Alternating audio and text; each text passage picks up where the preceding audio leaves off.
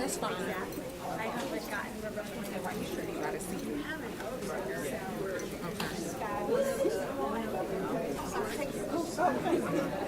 I just realized I have a spot on my dress. Oh no. We're going to turn this way. Okay, we'll turn this way.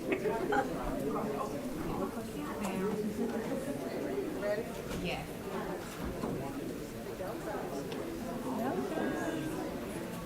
I missed that, sorry.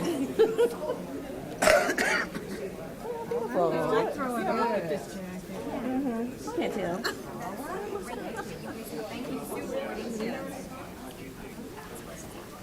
You guys were gone.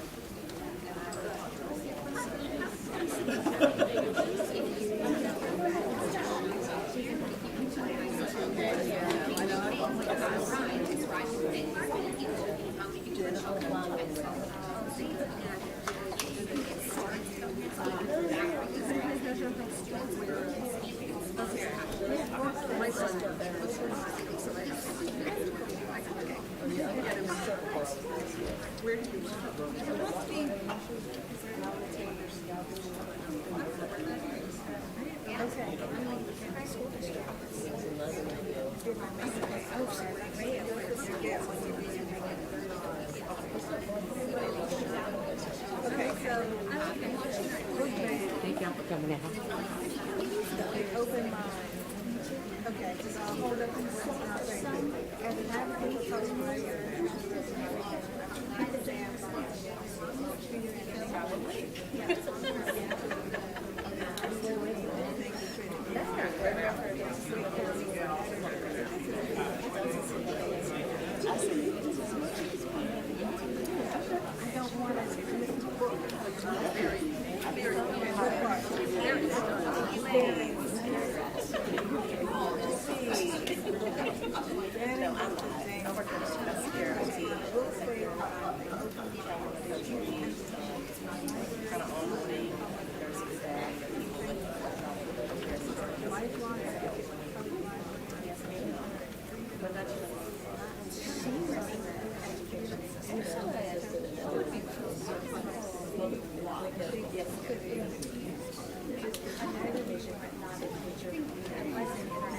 right up here.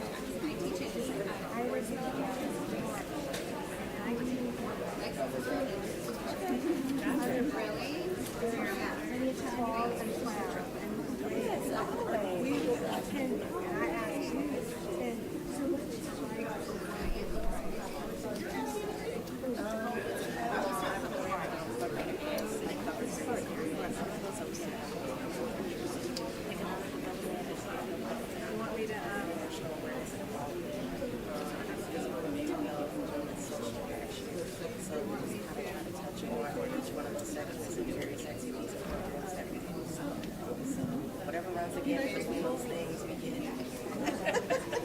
I'm the only one here.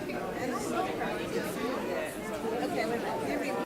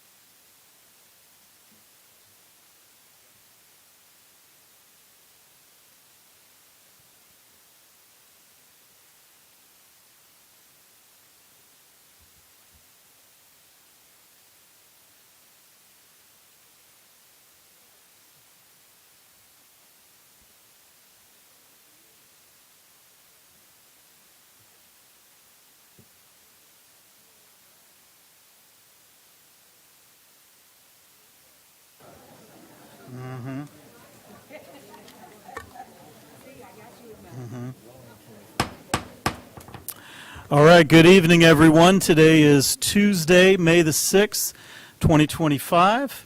It is 5:33, and we are going to call this regular meeting of the Wake County Board of Education to order.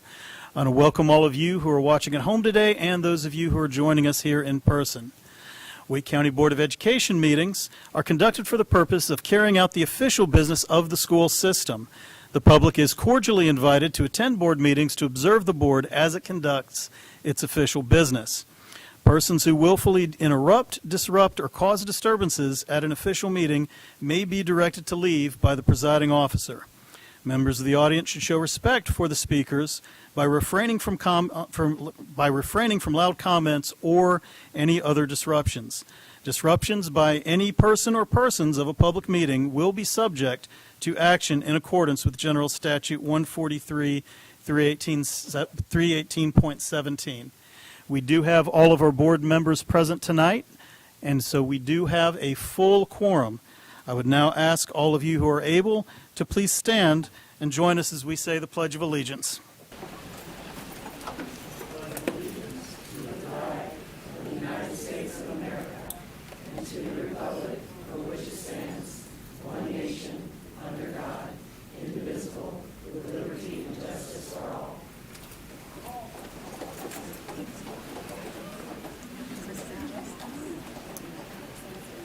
Thank you. The first item on our agenda is approval of the meeting agenda.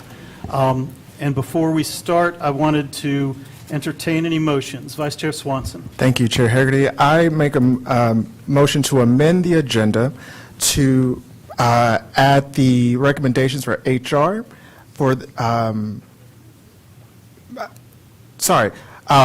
amend the agenda to include the HR recommendations for administration and for the administration appointments and for the recommendations for employment to be the new item number 4. Number 4, that'll come in right there between approval of the agenda and public comment. Correct. All right. Is there a second for the motion? Second. We have a second from Ms. Edmonds. All in favor of amending the agenda to add move approval of the administrative appointments as they've been reviewed and adopted during closed session to our next item of business that would take place after adoption of the meeting agenda, please say aye. Aye. Any opposed? All right, thank you. We have that amendment to the agenda. Are there any further amendments? Vice Chair Swanson. I have one more amendment. Mr. Chair, I would also entertain a motion, or make a motion rather, to add the proclamation from the county commissioners to be the item X, which says information items for, I do not know why I'm losing my train of words today, sorry, to be the new information item. Sorry. Thank you.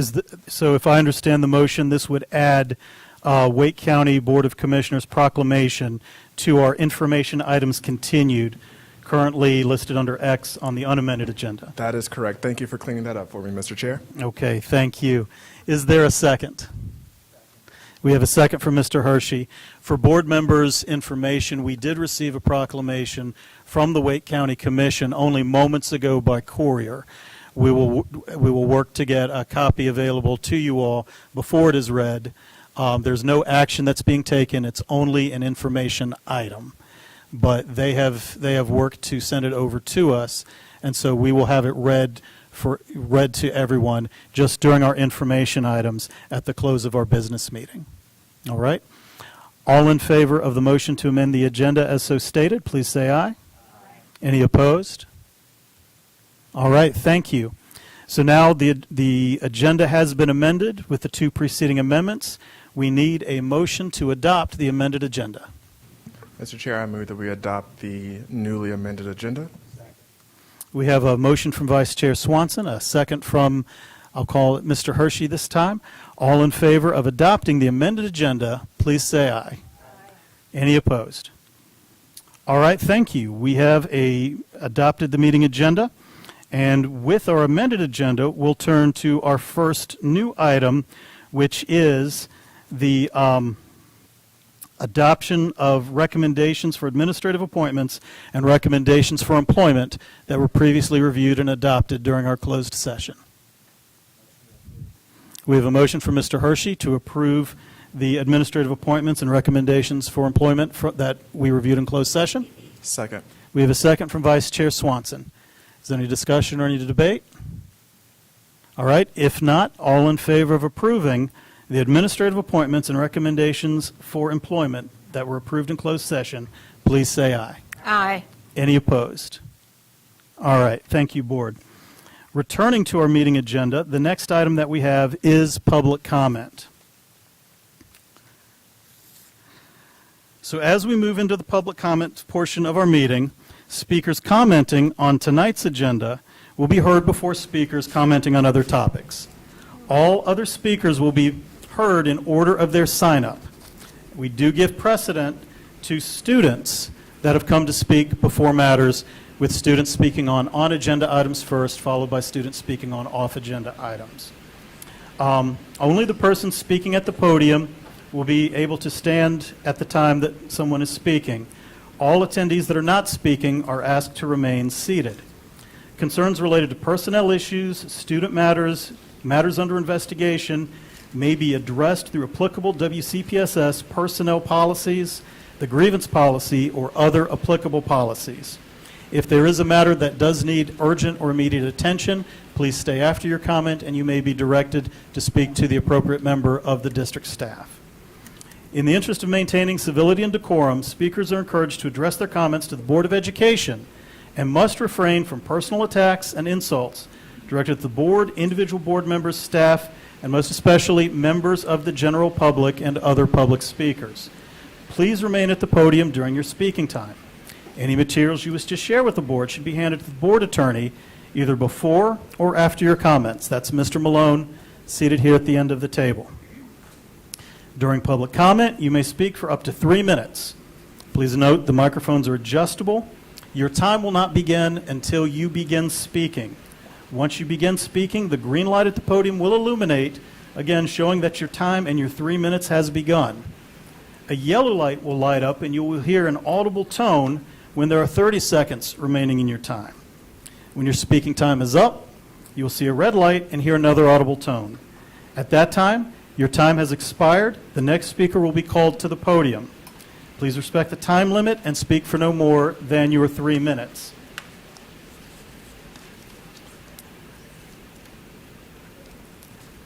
I need to pull up the amended list of speakers here. 1 second.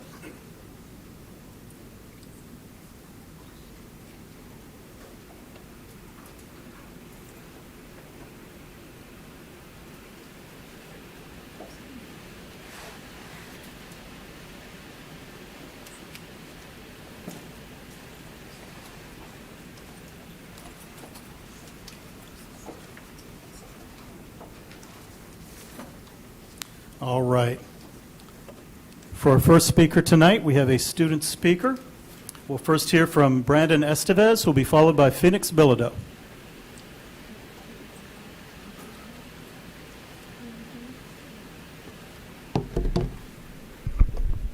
Good evening, Brandon. Where is me? Hi, my name is Brandon Estevez, and I'm a junior at Broughton High School, and I wanted to start by saying thank you. Thank you for my education. I've had amazing teachers, been pushed to grow, and honestly, I attribute the school system for giving me one of my best character traits, instilling my love of learning.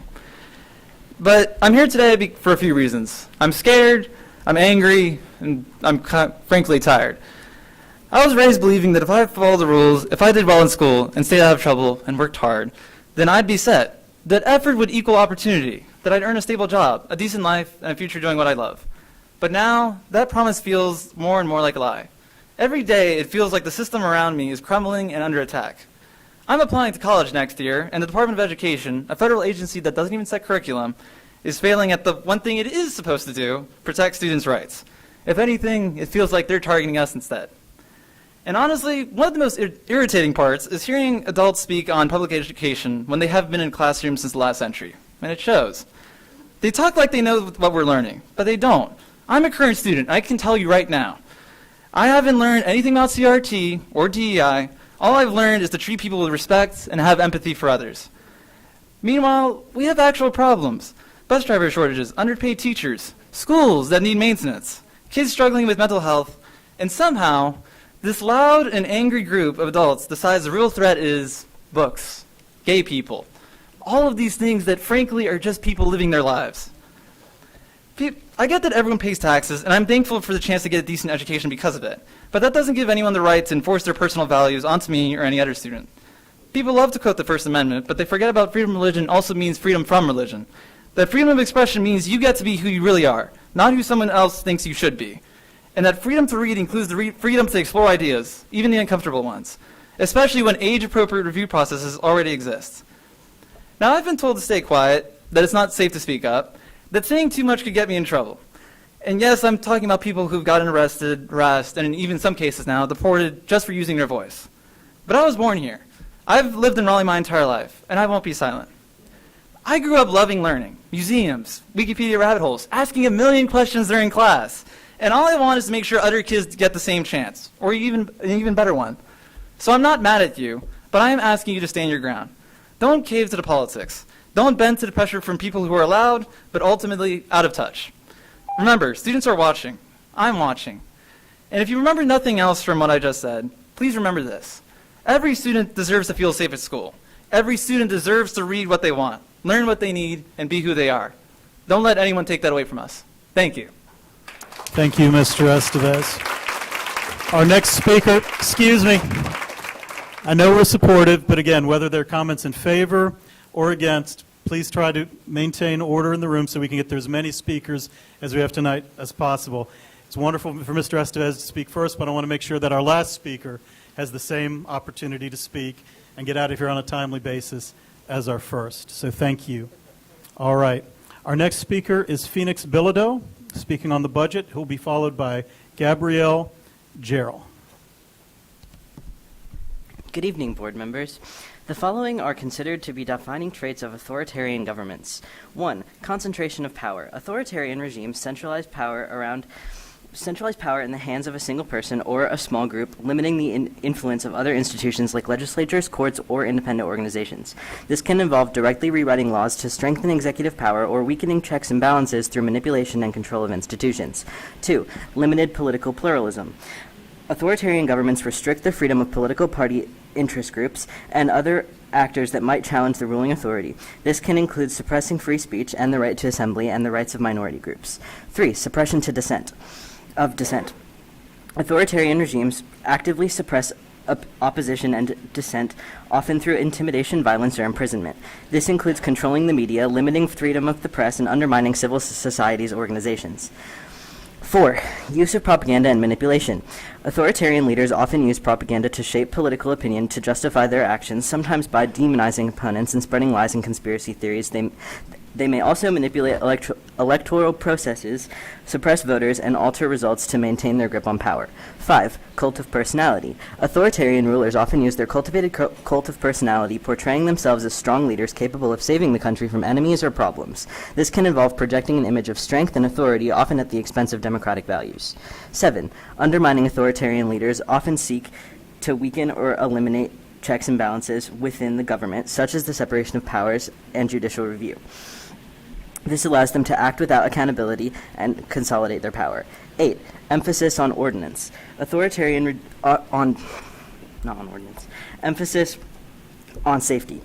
Authoritarian regimes often justify their rule by promising order and stability, often at the expense of individual freedoms and human rights. They may appeal to the fear of chaos or instability to maintain their legitimacy. I'd like you to consider something. There's a man who says that our country is unsafe because of terrorists, both immigrants and homegrown. He says that our country is unsafe because of gay and trans people. He traffics people to a concentration camp in another country so that they can be tortured, all because their skin is brown and they were in the wrong place at the wrong time. He wants to find ways to send homegrown people to his concentration camp too, specifically trans people. He wants to preserve American excellence and has seemingly found the final solution. And if anybody decides to keep doing what is morally and legally their obligation to preserve the democracy of the United States, he slashes their funding and attacks them. A lot of people care mostly about immigrants and trans people, and it's just amazing to know that there are people in this room and people all around me that want to see me shipped off to a concentration camp so badly that they're justifying $14 million of funding being taken away from our public schools. Thank you. Our next student speaker on agenda items is Gabrielle Jarrell, and then we'll go to student speaking. I'm sorry? Oh, Okay, then I'm sorry, you're placed on the wrong spot. We'll drop you down to the next part of the agenda. So then that concludes the students speaking on agenda items. We have two students speaking on off-agenda items. First, we'll hear from Logan De Laurentiis, or De Laurentiis Logan. All right. And then it'll be followed by Leonardo Olvera. Good evening. Good evening. Good evening, board. I'm here advocating for a skate club at Roseville High School. We were wondering how many people want and support a skate club in our school, so we started a petition about a week and a half ago. As of now, 160 plus people have signed it, with more than 130 of those signatures being students at our school. I'm not here to convince anyone that skating is safe. In fact, it is dangerous just like any extracurricular activity in or outside of schools, such as football and soccer, having the highest injury rates. According to the National Health School Sports Related Injury Surveillance Study, 90% of high school athletes have been injured at some point. And according to the American Academy of Orthopedic Surgeons, about 30,000 of those athletes have required hospitalization. But that does not deter schools, students, and parents from signing up and advocating for these sports due to proactivity, character development, and discipline. Skateboarding has shown to build these exact same heavily important aspects that are needed in a student's life. Just like any other sports, we will provide any and all gear necessary to mediate injuries as much as possible, such as helmets and pads. My point is that injuries will always happen and will always be a concern, but don't let that build a brick wall prohibiting communities and persevering students from learning, having fun, and living happily. Thank you, and please allow the RHS Skate Club to continue and prosper. Thank you. Our next speaker is Leonardo Olvera.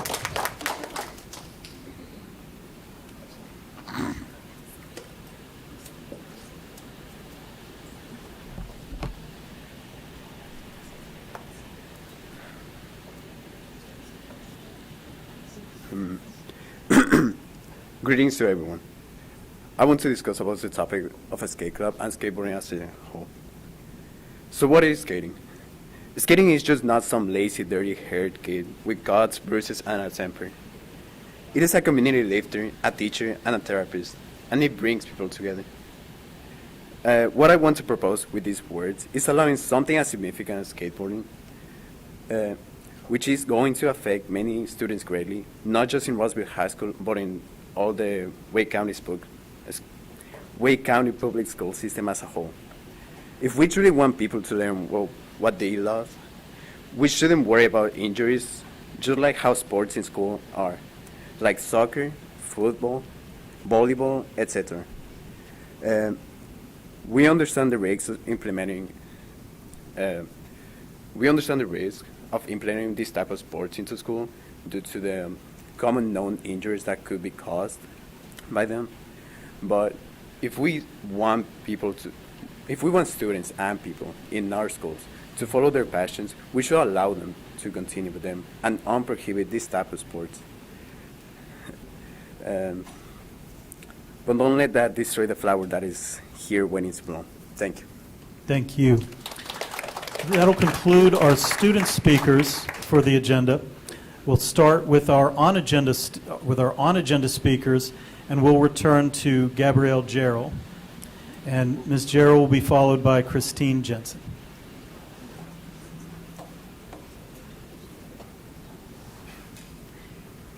Thank you. Sorry, should not have multitasked while filling out that form. Apologies if I clicked the wrong box. No worries. So this week we're celebrating Teacher Appreciation Week. It's a time to honor and dedicate some time to our educators that are so dedicated to their classroom, right? We're giving them flowers, we're giving them small trinkets, and while these gestures, I'm sure, are appreciated, they seem increasingly hollow in the light of recent federal budget cuts. The federal government just this week announced $1 billion that's going to be cut for public school mental health initiatives, resulting in $14 million being cut from Wake County. My daughter's elementary school has 2 counselors. Next year, we're going to have 1 counselor. for all of those kids. These counselors are not just there for crisis. They mediate conflict. They support our teachers and help students navigate personal challenges. Eliminating those positions sends a really clear message that we don't value the mental health of and well-being of our students, really, as well as our educators. The need for mental health support is urgent, especially post-COVID. There was a statewide report a couple of years ago that says that 39% of high school students reported feeling sad or hopeless. 18%, so almost 20%, have seriously considered suicide. Among some of our most marginalized students, obviously these numbers are substantially higher. Yet instead of expanding support, we're witnessing cuts that will only exacerbate these issues. Listen, teachers already are underpaid, okay?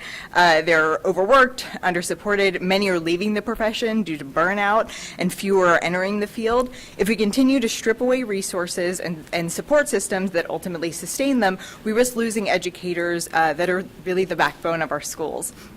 If we truly appreciate teachers, we must show it through meaningful action. Not just during Teacher Appreciation Week, but every week, and this includes advocating for adequate funding, supporting mental health services, and ensuring that our schools are equipped to meet the needs of both students and educators. So yes, it's Teacher Appreciation Week. Thank your teachers. Buy them some Starbucks, give them a gift card, but also fight for their funding, because without meaningful support, all the cupcakes in the world won't save public education, and we keep calling it appreciation, but if we keep gutting public funding, ultimately it's not gratitude, it's betrayal. So thank you very much. Thank you. Our next speaker is Christine Jensen, who will be followed by Leanne Ryan. Good evening. Good evening. Thank you for letting me speak tonight. I'm the current librarian at Ligon Middle School, and I am lucky enough to have two of our digital learning coordinators housed in our library. There are currently 20 of them, also known as DLCs, who support 10,840 teachers. DLCs are the ones that drive all STEM learning, along with librarians and instructional facilitators. They are our go-to people if any of us want to incorporate tech into the curriculum. And I can tell you from personal experience, they are rarely in the office because they are in teachers' classrooms, co-teaching, or they are leading PD, professional development. But when they are at Ligon, I rely on their depth of knowledge to incorporate tech concepts and AI lessons into the curriculum. AI in particular is absolutely critical to learn about and master. And in the county strategic plan, we state that we want our students to lead productive lives in a complex and changing world. And there is nothing more complex and ever-changing than artificial intelligence. Our DLCs are the reason that I know how to use Magic School AI and Adobe Express, which are both encouraged by the county, and their efforts have allowed me to train my staff on Magic School AI. They are the only reason many of us know how to use Canvas, which is the county's selected learning management platform. It is not intuitive, and it requires quite a bit of time to master. And they designed and administered all the training, both in person and virtual, on that platform, and continue to field many questions about it. They're also the ones that we go to when we need to find an alternative app to use when the one that we would like to use is not approved by the county. It's admirable that the county is so diligent in its research of apps, as it ensures our students' identities are protected, but it does mean, especially for our magnet electives, that we need the help of our DLCs to find alternatives, and they guide us to use county-appropriate resources, and they also train us on how to use those resources. Currently, it's been stated that half of our DLCs will lose their jobs under this budget cut. If we cut these positions, all of us are going to be affected, not just the teachers, but certainly our students. And we did say at the beginning, when we were looking at budget cuts, we wanted to do what was best for our students and affect them as little as possible. And in that first meeting about the budget, it was said that the county would do their best to reassign them to positions, adequate positions. But these are people that are highly trained in tech matters and ed tech. They teach pre-K through 12th grade and adults. And respectively, moving them elsewhere would be squandering their talents. I have deep concerns about the cutting of our DLCs, and I really do worry about what's going to happen down the line next school year. We are moving to Infinite Campus. They are the ones training us. and we're cutting half of them. Thank you for your time. Thank you. Our next speaker is Leanne Ryan, who will be followed by Margaret Bilodeau. Good evening. I'm Leanne Ryan. I'm a grateful parent of 3 Wake County graduates. In light of Teacher Appreciation this week and the report this evening from Finance on student grants, school grants, and public funding, donations that have been made to our schools, mostly by our PTAs, a lot of individuals that care a lot about our kids and are probably related to those schools that they gave to. I wanted to highlight how Donors Choose can help anyone show our teachers and our media specialists, like our other speaker tonight, how much we value their dreams. There are millions of dollars of unrestricted funds in corporate matches available on the Donors Choose website this week in honor of Teacher Appreciation. They also do this often just before school starts. We often hear, what can one person do in light of all of the negativity and all the things swirling in the media around us? That one thing, show some teachers some love. Be a Secret Santa, whether it's a neighborhood school or a program that is near and dear to your heart, something that wants to supply books, arts, STEM supplies, anything to our schools that they don't have in light of budget cuts. Show students that people care. When you get these notes from students, they are in awe that strangers care enough to give money. They know the importance of money. Thank you for donating books. And if you're a fan of Steve Hartman's On the Road, you'll recognize the call to make kindness go viral. This is one way to do it. Classroom professionals know what engages students, and I look forward to seeing how many Donors Choose projects are funded in Wake County just this week. Thank you. Thank you. Our next speaker is Margaret Bilodeau, who will be followed by Katie Rodriguez. Good evening. Good evening. Thank you for giving me the opportunity to speak tonight. I'm not here to tell everyone that public schools are perfect, because they're not. I've seen my child thrive in a more robust, medically safe, exceptional children's program in another state. We're not there. We're not even close. We can't get there when we're still fighting for basic needs to be met.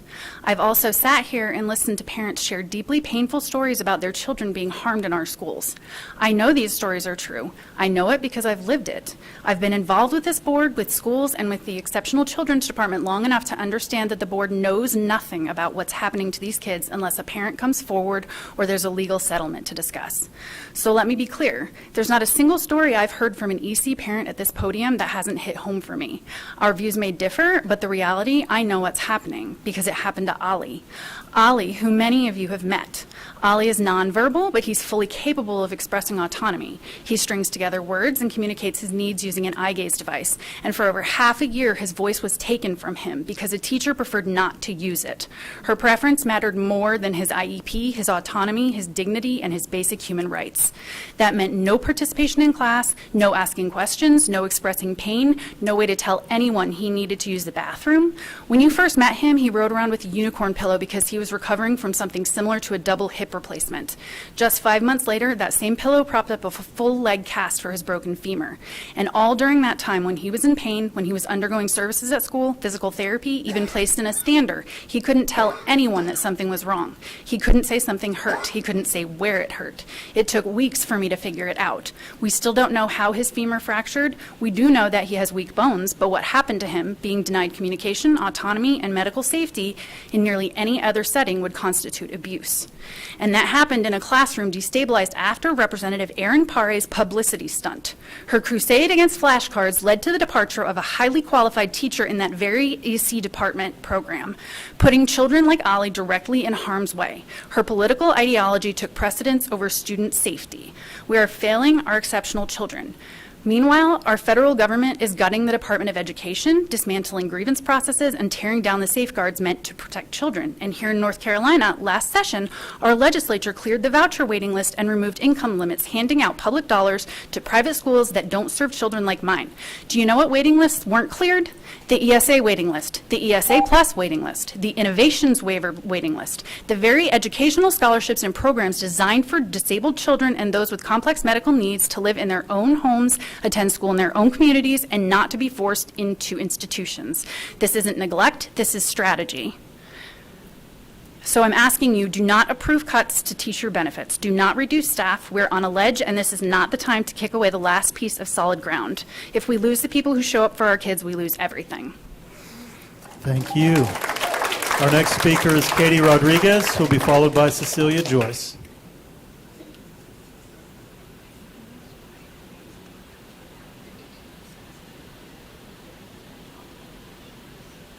Is Katie Rodriguez here?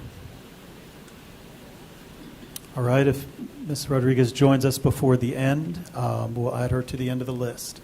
Next, we'll hear from Cecilia Joyce, who will be followed by Christine Zaccardi.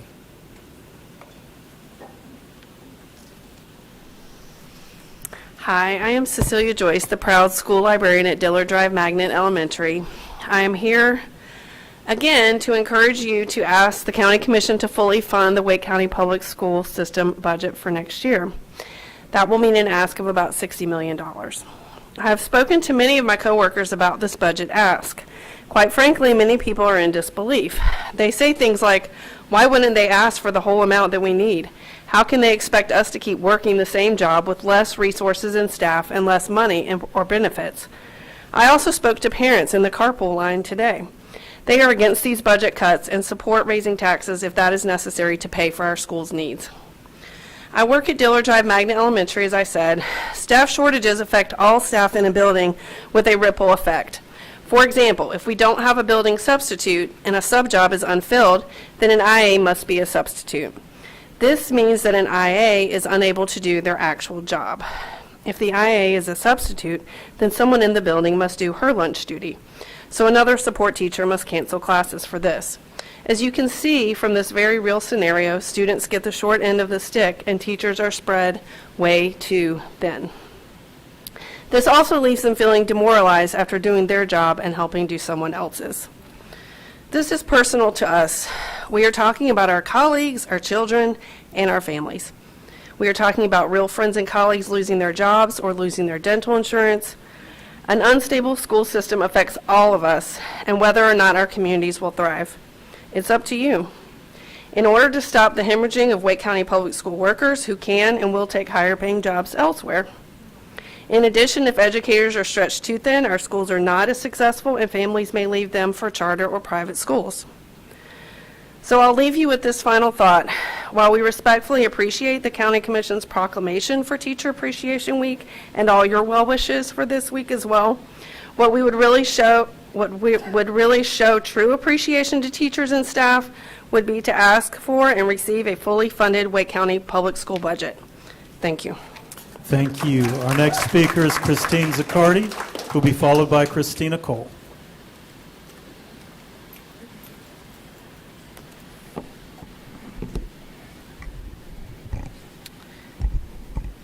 Good evening, everyone. My name is Christine Zaccardi. I'm the librarian at Farmington Woods Elementary School here in Cary. This morning we held a walk-in, as did a number of schools across the district. We had over 100 people in attendance, including staff, students, and family members, all excited to take part in an effort to show support for our school and to support a no-cuts budget. As I thought about what to say tonight, what would shine a light on why a no-cuts budget is so important, I thought about this morning, about the kids who showed up wearing red, the ones who brought homemade signs with them, the one that made signs on the spot saying how they loved school, because they do. Public schools are the heart of our communities, and our community showed up today. The educators in our building, including vital support staff such as CNS workers, counselors, social workers, and nurses, just to name a few, show up and walk in every day for our kids, even when these financial policies do not. Wake County Schools is the largest school district in the state, followed by Charlotte Meck.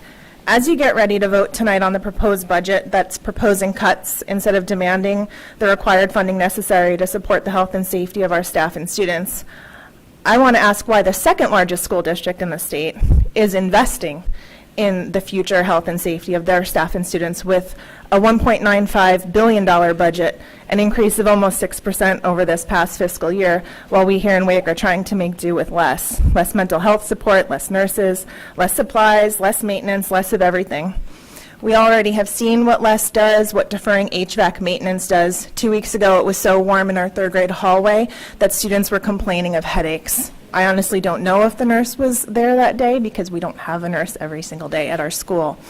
We were dealing with a staff bathroom that was out of commission for weeks at a time, and when you have only 5 minutes in between classes, or you need someone to cover your class while you run to the bathroom, you need the nearest one to be working. As soon as it was fixed, the sinks flooded, and now we only have one bathroom in my office with working sinks. So I get to hear from everybody about the current state of maintenance in our schools.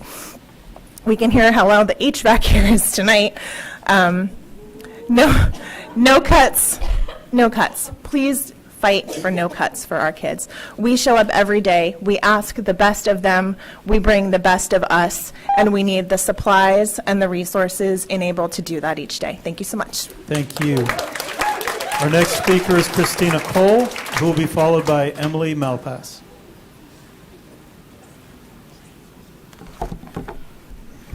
Good evening, everyone. I'm Christina Cole. I'm a Wake County special education teacher by trade, currently the proud president of Wake NCAE. It's Teacher Appreciation Week, huh? I'd like to quote my friend, New York public school teacher, Dr. Jose Filzone, to start my comment. For Teacher Appreciation Week, I wish for teachers more than gift cards and donuts, though I know those help on occasion. I wish for them broad policy changes, including better pay, culturally responsive curriculum, and a social contract that doesn't put our collective problems on their doorsteps, end quotes. For the public school workers in Wake County, I want employer contributions to dental insurance.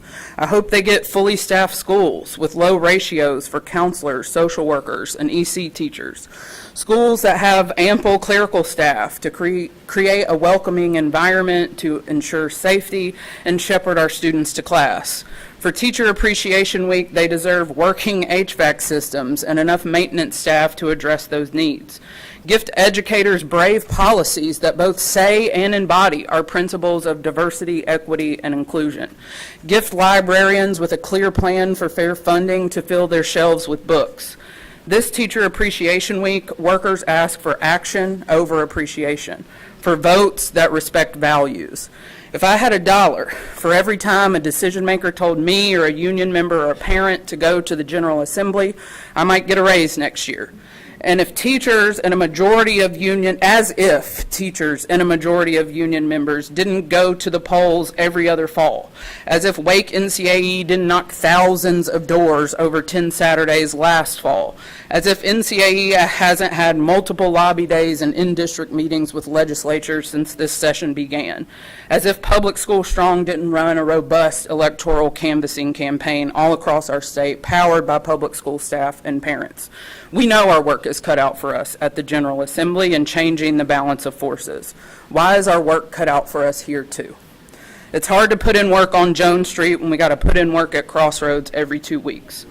Right now, the power is in your hands. The 9 of you are the only people who have the power to make decisions about local funding, the local funding requests for next year.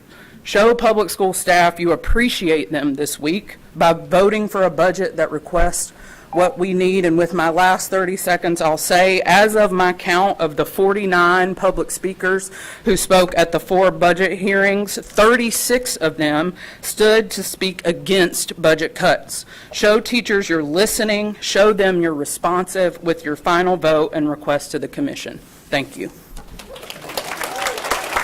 Our next speaker on agenda is Emily Malpass. After Emily speaks, we'll go to our off-agenda speakers, and the first off-agenda speaker will be Joseph Deaton.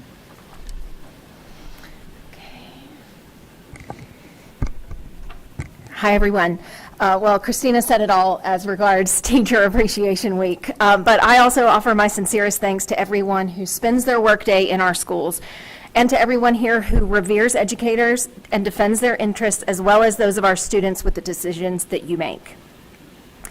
I want to also say that I'm standing here tonight because I can. Sometimes I just sit and listen, but at this moment I have the right to stand here and speak to you.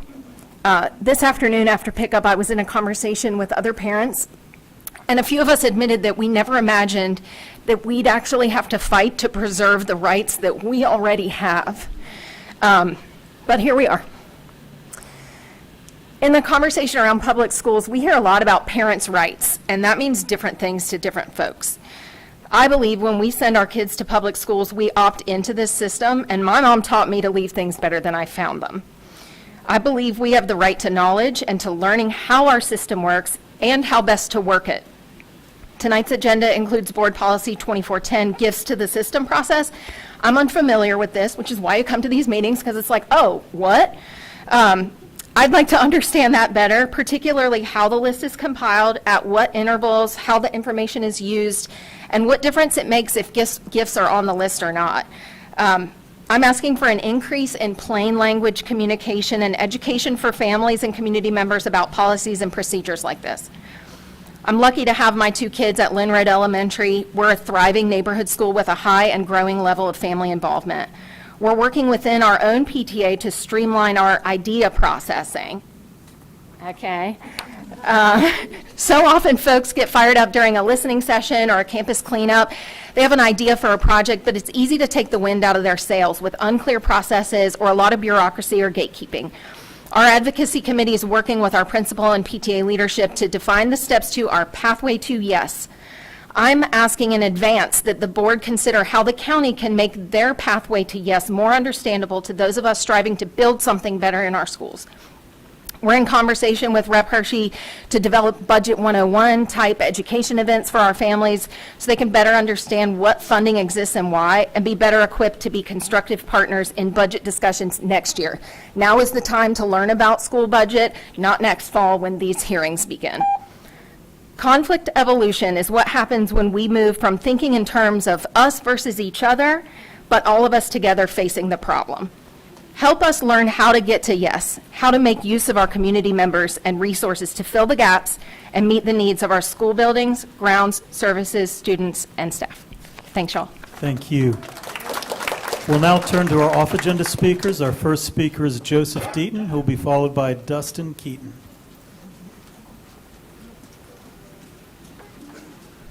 Good evening. I would like to tell you about my 4th grade teacher. Mrs. Kahn was Jewish. You might be surprised that she taught in a Catholic school because it's often alleged that religious schools discriminate. I distinctly remember being in a group of kids gathered around her and asking why she was teaching in a Catholic school when she was Jewish and besides could get paid more in a public school. In her mild-mannered way, she replied that it was because the order and discipline was better than in public schools, and she just wanted to be able to practice her profession. Mrs. Kahn never ever had to raise her voice. That was extraordinary, even for Catholic schools back then. We always behaved well for her because we all knew that she respected us and took lower pay to teach us, and we responded to that. Our class field trip was a visit to her synagogue in downtown Baltimore on one of the feast days. I cannot remember any other field trips, but I remember that one. The rabbi brought out the Torah scrolls to show us afterward. Mrs. Kahn modeled the way for people from different backgrounds and beliefs to treat each other. She respected what was good about our culture while sharing hers. She did not hold us accountable for historical wrongs. She did not expect the sisters to take the crosses down or change what they were doing because she was there, and I know the sisters loved having her work with them. I am sure that modest Mrs. Kahn never imagined that one of her students would honor her 56 years later before the board of the largest district in our state. I have heard a Jewish prayer that I would like to offer for Mrs. Kahn. May her memory be a blessing. That is exactly why I am remembering her to you today.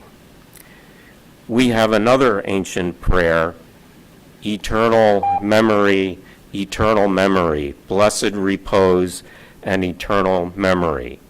In Old Slavonic, Vishnaya Pamyat, Blажeni Pokoi, Vishnaya Pamyat. Thank you. Thank you. Our next speaker is Dustin Keaton, who will be followed by John Baylog.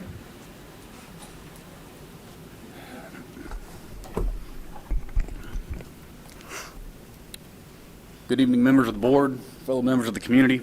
As mentioned, my name is Dustin Keaton. I'm a local resident, a parent, a veteran, and a product of the North Carolina public education system. I grew up in Clayton in a deeply religious, even fundamentalist household. While that gave me a strong moral framework growing up, it did not prepare me to understand the broader, more complex world I encountered when I came of age. In fact, it left me at a distinct disadvantage. I joined the military, as many men in my family have done. It was through this service that I gained a wider perspective of humanity. Serving this country taught me that freedom is not the exclusive property of any one race, religion, political party, or belief system. I took an oath to support and defend the Constitution for all Americans, not just those who look like me, think like me, or believe what I believe. That's why I'm here today, to speak against the efforts by particular groups to censor books, limit perspectives, and impose a narrow ideology on our schools. The Stoic philosopher Epictetus once wrote, just as what is considered rational or irrational differs for each person, in the same way what is good or evil or useful or useless differs for each person. This is why we need education, so that we might learn how to adjust our preconceived notions of the rational and irrational in harmony with nature. We don't educate our children to make them carbon copies of ourselves. That's indoctrination, not education. We educate them to become thoughtful, informed, and resilient adults, guided by the four cardinal virtues of courage, moderation, justice, and wisdom. Censoring books does not build character, it hides reality. As the author Philip K. Dick once said, reality is that which, when you stop believing in it, does not go away. Consider what some of these banned or controversial books expose students to.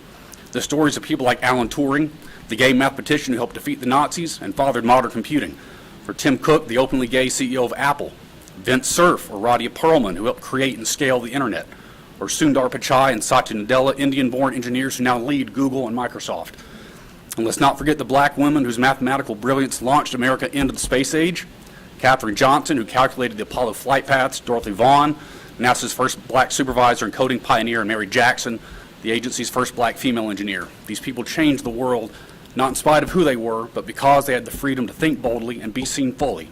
To ban their stories or the themes their lives represent is not education, it is erasure. I urge this board to reject the politics of fear and affirm the values that make us truly strong, diversity of thought, freedom of inquiry, and the dignity of every student. Thank you. Thank you. Our next speaker tonight is John Baylog, who will be followed by Neil Alhanti.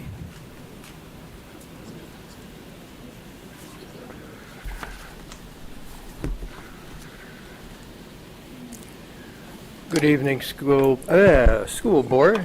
Thank you for your time. Some people don't like red lights, so they blast through them, eventually injuring or killing themselves and or others. To protect us and them, legislatures make laws to put boundaries with consequences when disregarded. We don't allow minors into X-rated movies. In the school libraries, there are not loaded guns on the tables. There are not open bowls of prescription drugs. But there are some things just as vile and dangerous to minors. Unfortunately, we have to write a law to have wholesome books in the library. We are talking about minors and their access. The North Carolina House has passed Bill 636 to ensure content that is harmful to minors is not made available in schools. It moves to the Senate shortly. For the past 2 years, I and others have gone office to office to visit senators, representatives, and staff. We have presented books deemed instructional materials by the school system. Here's one, and there are some minors in the room, so I'm not going to get too much into this. But there's one person kneeling and another person presenting a part of his body to that person kneeling. Here's another one with a male with female parts and a female with male parts. Can you explain the instructional value of that? Can 7 out of 9 of you explain that? We have Dr. Ng. He can define what a woman is. But I'm without words when I go to the senators and their staff, and 99 out of 100 turn their head away and ask, why is that in the schools? So the question came back to them. Exactly, why is that in the schools? We have no problem with people buying what they want to see, but in a public school where the pornographic laws are exempt, there's 5 statutes in North Carolina. If I handed either of these books to any minor in this room, I could be arrested. There's a sheriff. But in the schools, it's okay. Makes no sense. Recently, librarians held a town hall fighting for funding and opposing book bans. I fully support funding the schools and paying our teachers. My daughter is a special needs teacher. That was on WRIL. It's interesting, WRIL did not post any of the books or instructional materials online or during the broadcast. They wouldn't, because they would be fined or lose their broadcast license. But not to worry. Oh. Thank you, Mr. Baylock. Thank you. Our next speaker is Neil Alhanti, followed by Mary Williams Stover.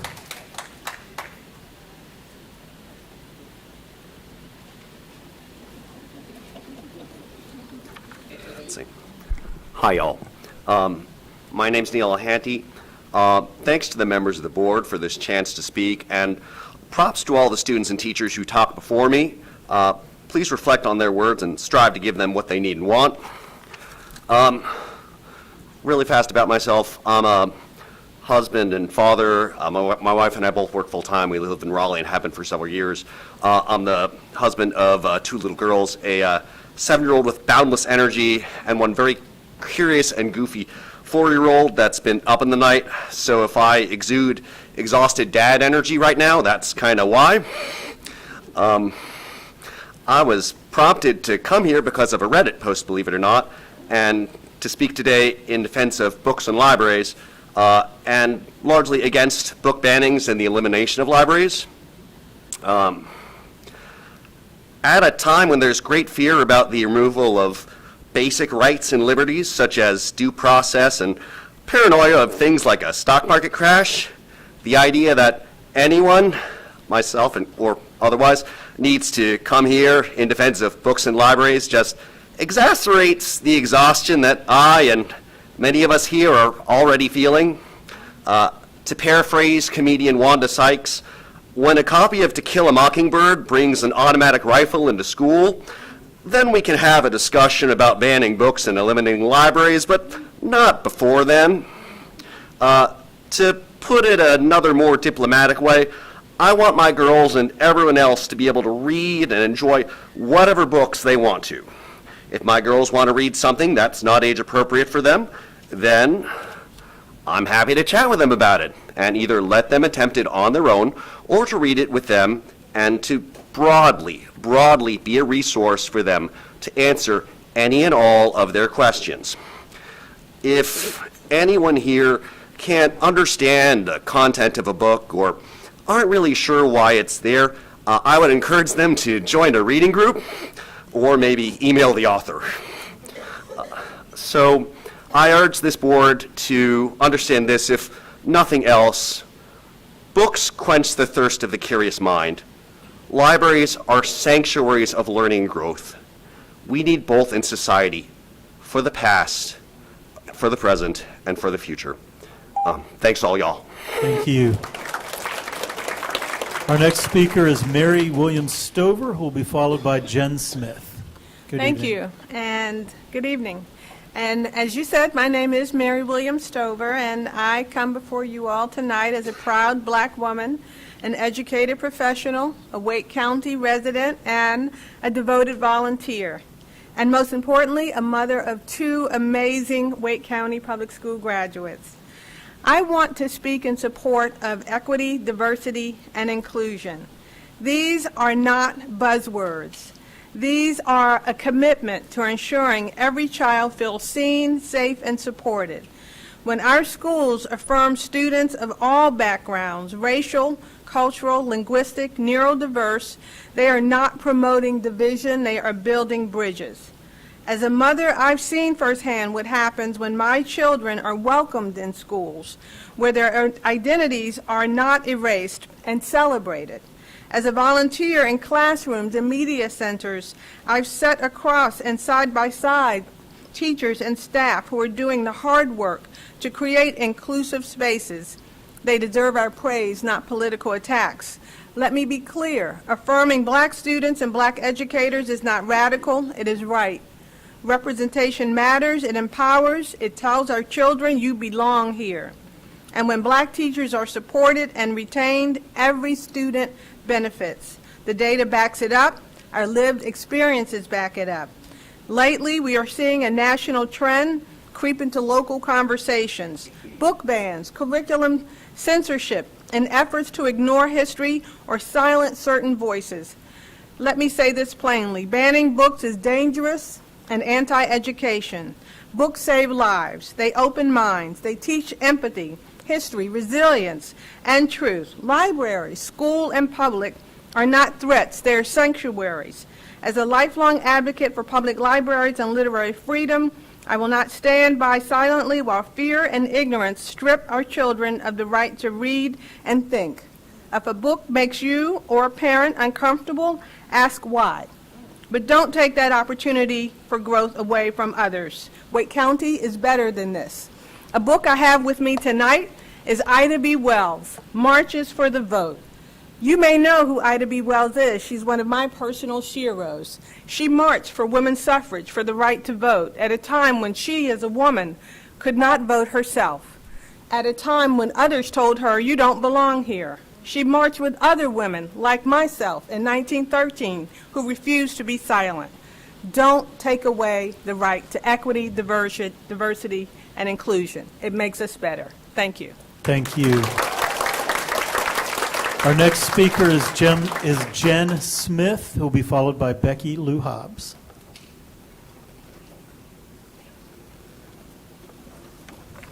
Hello, everybody. Thank you for giving me the opportunity to speak today. My purpose in speaking is in support of our dedicated and hardworking librarians in our schools. Their training and knowledge allows them to provide books and resources to our children within their limited budgets. As someone who is known as a lover of books, I am very thankful for the variety of books that I could read in my school libraries when I was in school. Books have allowed me to learn about other people's experiences in different cultures, places, and times. Sci-fi books helped me try to imagine future scientific breakthroughs. Dystopian novels, along with historical nonfiction, challenged me to be a better person and a citizen, to pay attention and speak up. As a regular parent volunteer, I have seen with my own eyes the difference a well-funded and supported media center can make on our children. It can be a safe haven from the noise of peer drama, a place to reset and have a mini escape into a good book. So tonight I am standing here to thank the librarians, some of which are here, for their dedication to our children and to let them know they are seen and appreciated. I am hopeful there can be a way to provide a fair and equitable budget line to support all of our school libraries. Thank you. Thank you. Our next speaker is Becky Lou Hobbs, who will be followed by John Kelly.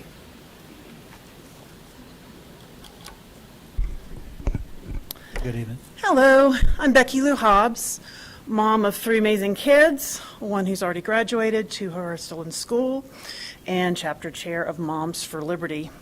It's been interesting listening to everybody tonight and a lot of comments on the budget. I actually came to talk about something a little bit different, surveys. It's been a while since I've been able to be here, so I'm a little bit behind. But why are you still throwing money at doing these surveys? Some of these surveys have been the same year after year, but you're still giving family surveys that are talking about things like, what's your child's gender identity? Asking about pet family situations and personal information. That's not appropriate, especially for elementary age kids. And then the student surveys, the same thing. Political questions. Who are you going to vote for president? All that kind of stuff. Once again, why are you throwing money at this kind of stuff? All these surveys do is collect data. data on our kids, data on our family.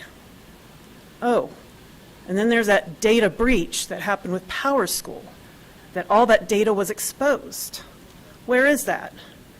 How's that exposed every single child, parent, family member, volunteer, staff?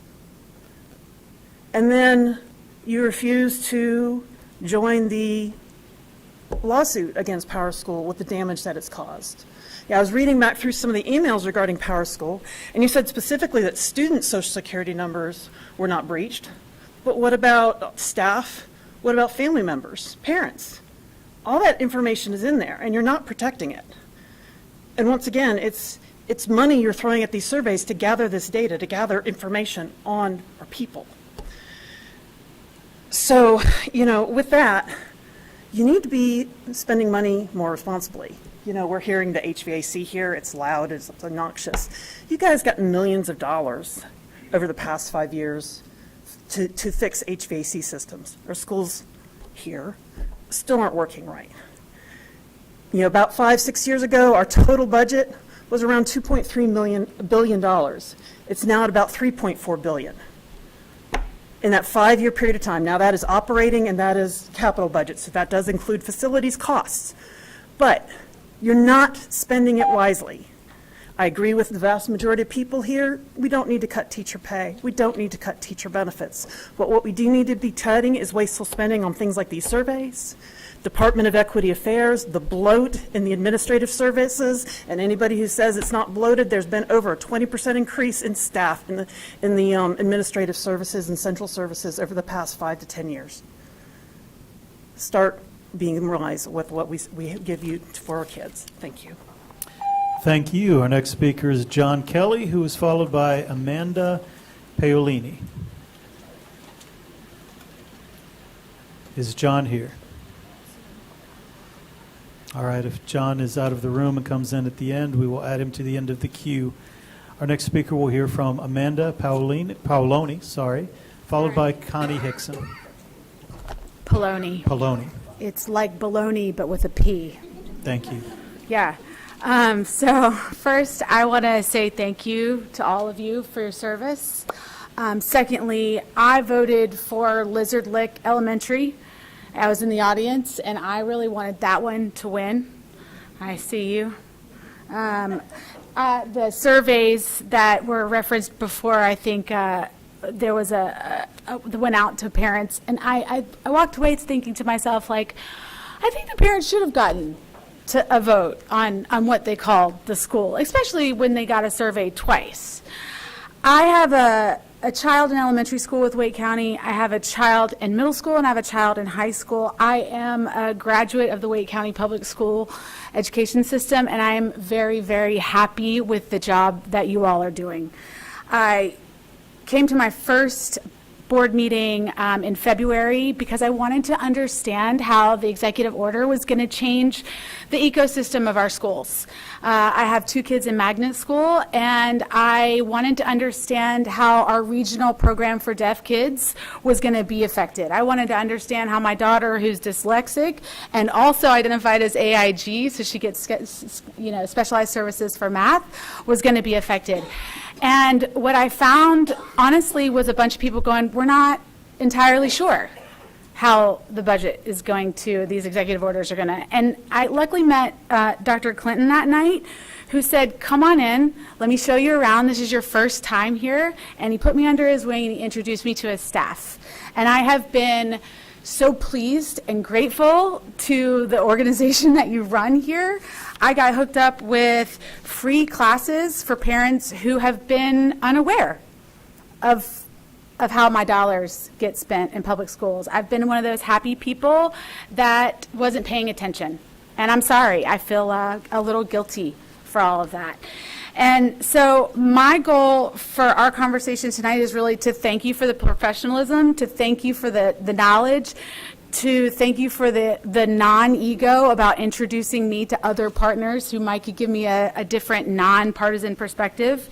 And you've heard from a couple of them tonight. And for parents and for everybody here, Parents for Public Schools offers nonpartisan free public school 101 class. You can sign up for it. It's virtual, okay? These are 501c3 organizations. They are not political. And then there's another one that is free for the Public School Strong, lady with the blue shirt. If you're a parent that wonders what you can do to support your children in these schools, to keep the ecosystems going, to make them stronger, to give them the funding that they need, I would highly suggest that we continue to partner with these organizations. Thank you very, very much. Thank you. Our next speaker is Connie Hickson, who will be followed by Emily Gata.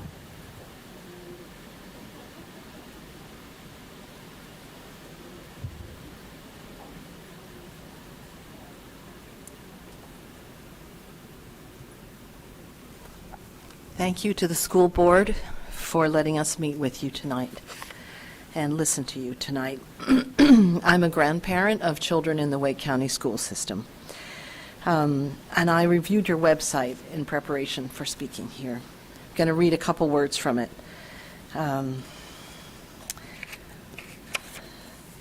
The Wake County Public School System administers education without discrimination against any person on the basis of gender, race, color, religion, national origin, age, or disability.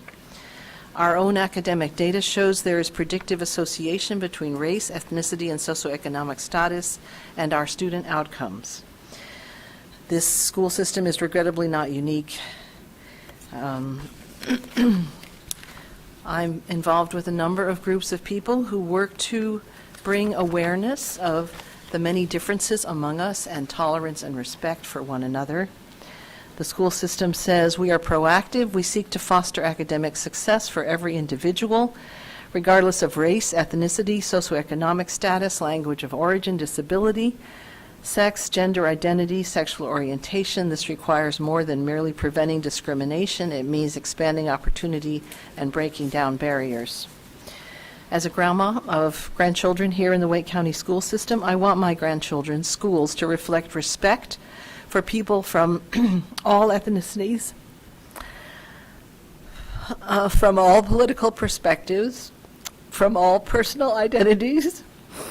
I want the school system to take into account social disparities.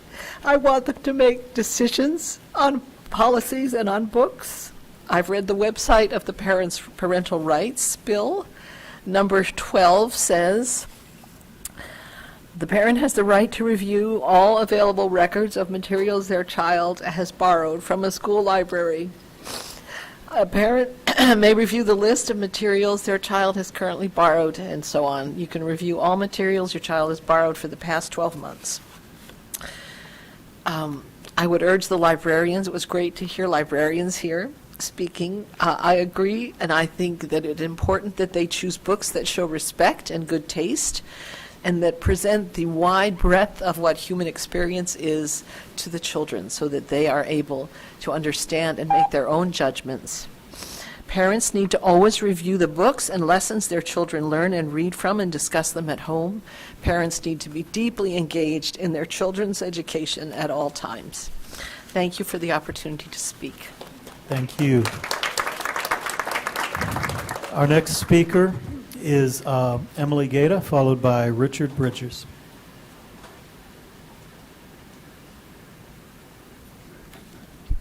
Hello. You pronounced my last name right, so thank you.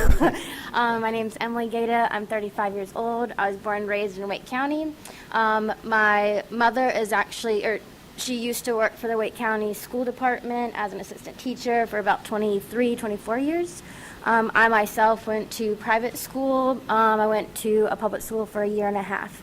I ended up getting my GED about at the age of 30. Education is so important, and this is my first time, so sorry if I'm like, and no notes. My only note is the children must all be ours, and I can handle anything that comes my way. That goes on to y'all, so I'm going to repeat that.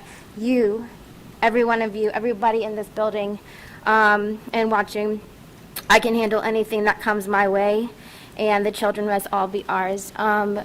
I wanted to come today to speak briefly about how banning books can be harmful We need to learn about DEI, critical race theory. I grew up being taught the whole opposite of that, and it did a lot of damage to me. But through learning through communicating with other people, I've learned and I have changed, and for the better. And I believe that it's all in our hearts to do the right thing, and our students are our future. You heard that when you were a student, and that is absolutely more important, not more important, that's absolutely still true to this day. I encourage you to believe that all of the children, not just the Wake County children, not just North Carolina, not just the United States, but all children around the world matter, and they deserve justice and freedom and love and care. Thank you for being you. Thank you for existing. And this is my first time, but this is really exciting, and I'll be back. So thank you. All right, thank you. Our final speaker tonight for the public comment period is Richard Bridgers.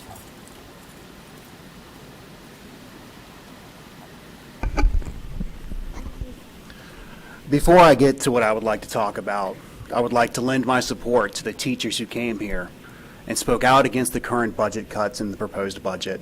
I ask that you listen to their voice, take it into consideration when you make your decision.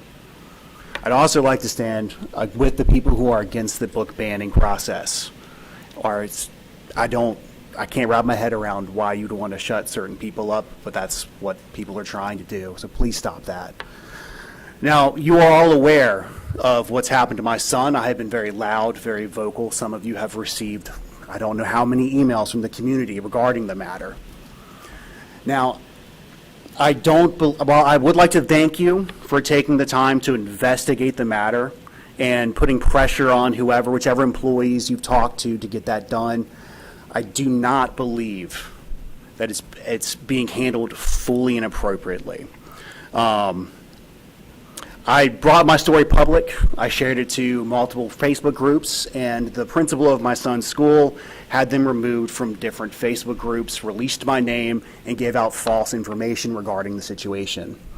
I'm not sure how that fits within your ethical boundaries, but I would ask that you take a look into that. I know Ms. Gordon's well aware of that. But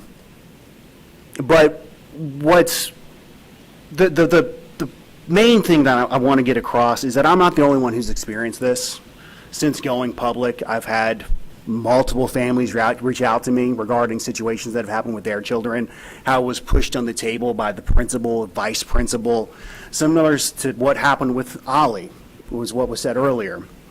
And one that was most heartbreaking to me was a mother who had her daughter stand up and say the right thing about a special needs child who was being physically and verbally abused in the classroom by the teacher and by other students.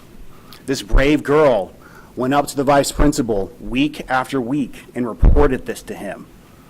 Not only was she ignored, but she was told to stop exaggerating. It breaks my heart. When I read that story, when I talked to that mom, I was in tears. It's not something that happens to me very often, and I would genuinely ask that you guys take adopt a strong policy that holds administrators as responsible as the teachers who have hurt our children. We're looking at article after article of special needs kids being abused. What's happening to those principals that was reported to? What's happening to those vice principals who ignored those stories? What's happening to the superintendents who found out about those issues and did nothing? Please, if you're not going to hold the people at the top accountable, what's the point of having those policies that you have written down already? Thank you and have a good night. Thank you.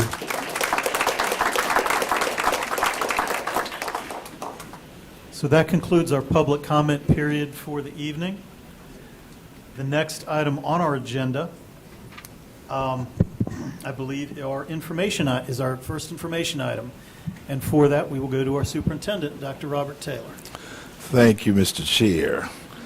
Let me begin by once again congratulating Macy Brinson, a physical education teacher at Kingswood Magnet Elementary, who was named last week as the 2025 Wake County Public School System Teacher of the Year. Ms. Brinson, affectionately known as Coach B, has been an educator for 6 years, 4 of those at Kingswood. She leads with passion, creativity, and an uncanny ability to make personal connections with her students. In addition to her teaching, she leads a running club in the fall and spring that concludes with a community 5K, and she organizes the school's Walk to School Day and Kids Heart Challenge campaign. And I know she expects board members to participate in the 5K run.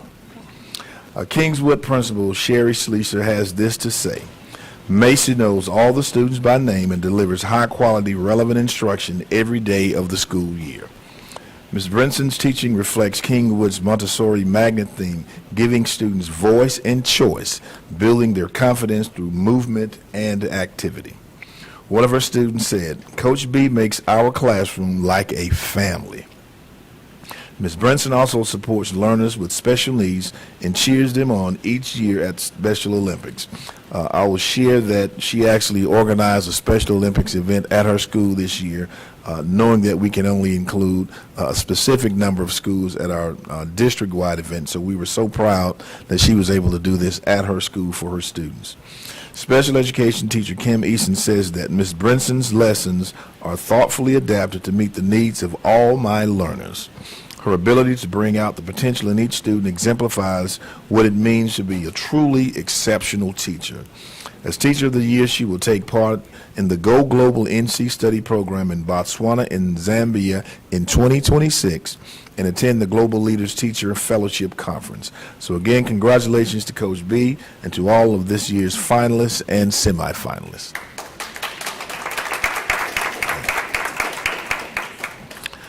Next, I would like to recognize Minu Motovali, a special education instructional assistant at Davis Drive Middle, for being named the Wake County Public School System Instructional Assistant of the Year. Within her professional learning community, Minu is a driving force, offering support to lead teachers and IAs alike. Her principal, Mike Hokenberg, says Minu holds her students to high expectations, balancing love and rigor to help them reach their full potential. She believes in one-on-one and small group instruction to ensure every child receives the same quality of learning as their peers.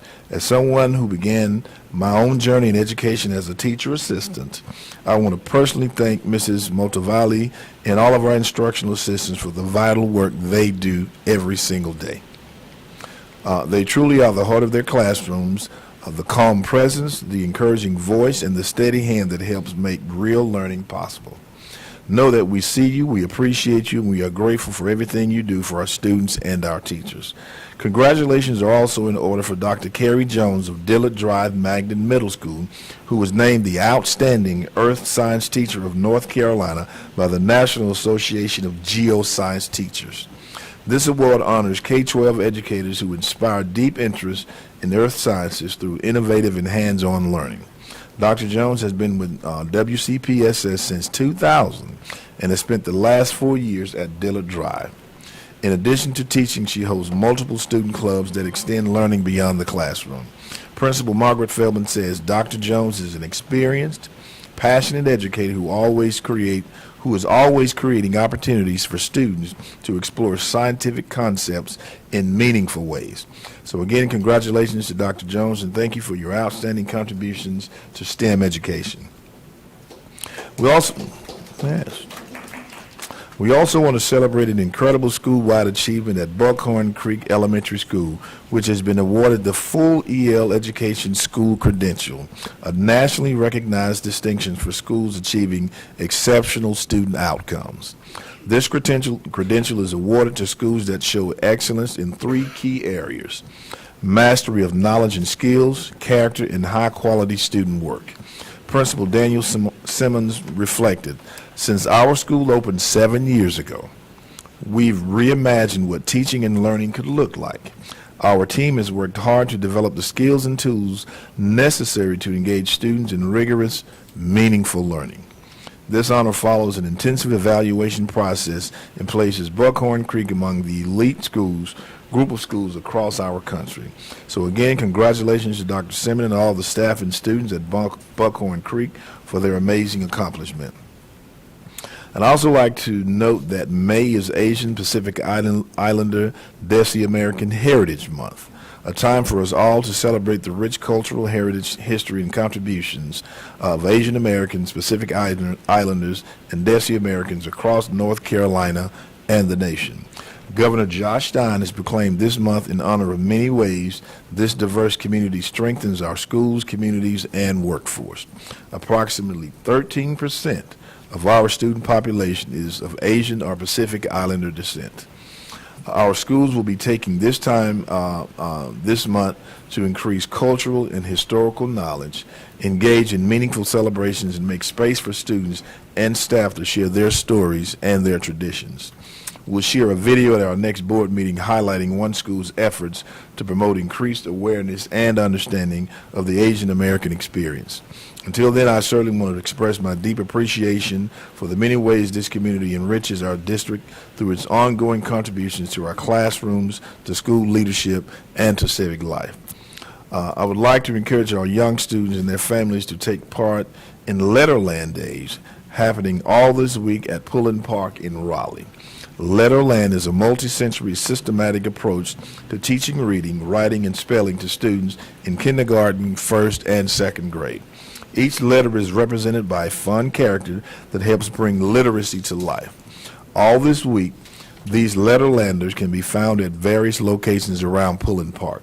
Students can participate in a scavenger hunt to find all the characters.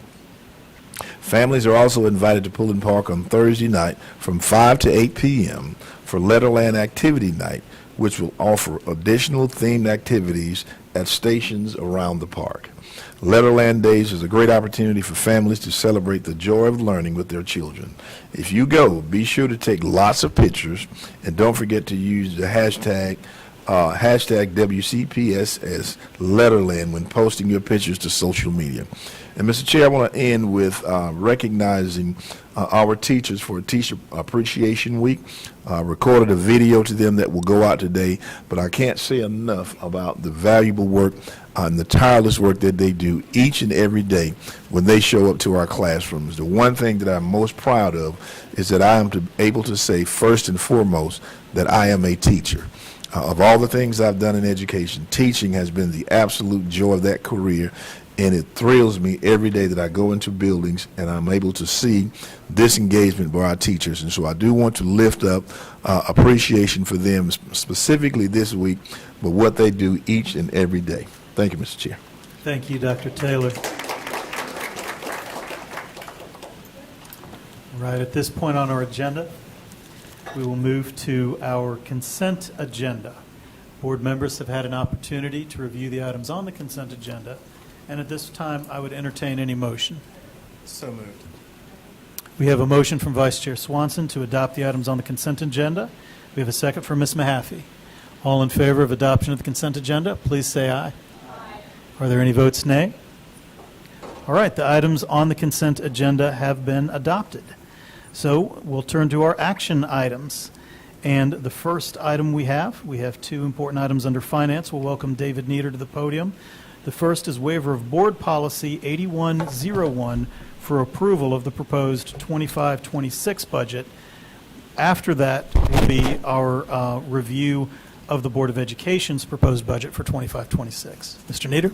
Great. Thank you. Good evening, Chair Haggerty, members of the board, and Superintendent Taylor. Back at your March 18th, 2025 board meeting, the superintendent and staff presented the superintendent's proposed 2025-2026 operating budget. That proposed budget invests $21.4 million of fund balance to balance the overall budget. And that $21.4 million investment is more than the threshold which is set out in Board Policy 8101. Board Policy 8101 directs that the board will not use more than 50% of its unassigned fund balance to balance a future year's budget. And the unassigned fund balance as of June 30th, 2024 was $39.3 million. The investment of $21.4 million is just over. It represents 54%, which is over that 50% threshold.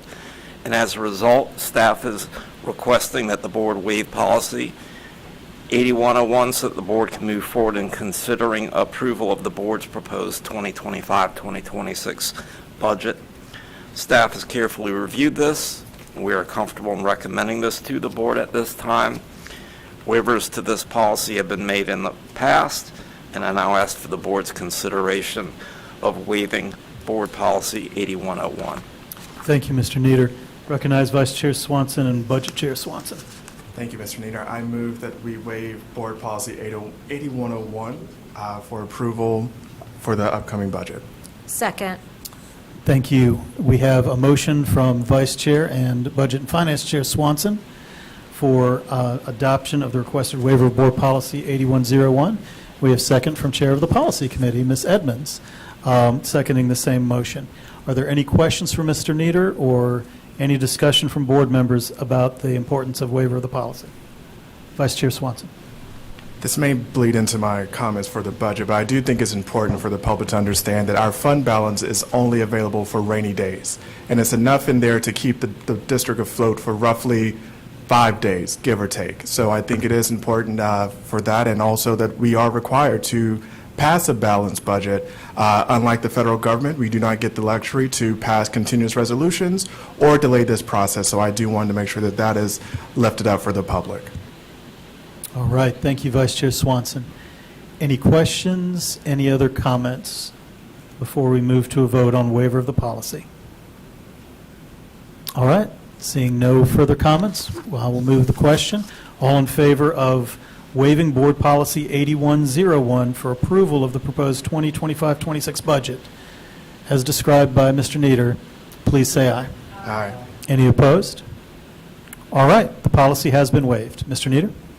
Yes. After the presentation of the superintendent's proposed budget on March 18th, the board has asked a significant number of questions about the proposed budget and received staff responses, and those responses were presented in board budget work sessions and also posted on the Wake County website for the public to see. They've held a public hearing on the budget, and a first for this budget development cycle, the board held 3 regional public input sessions across Wake County.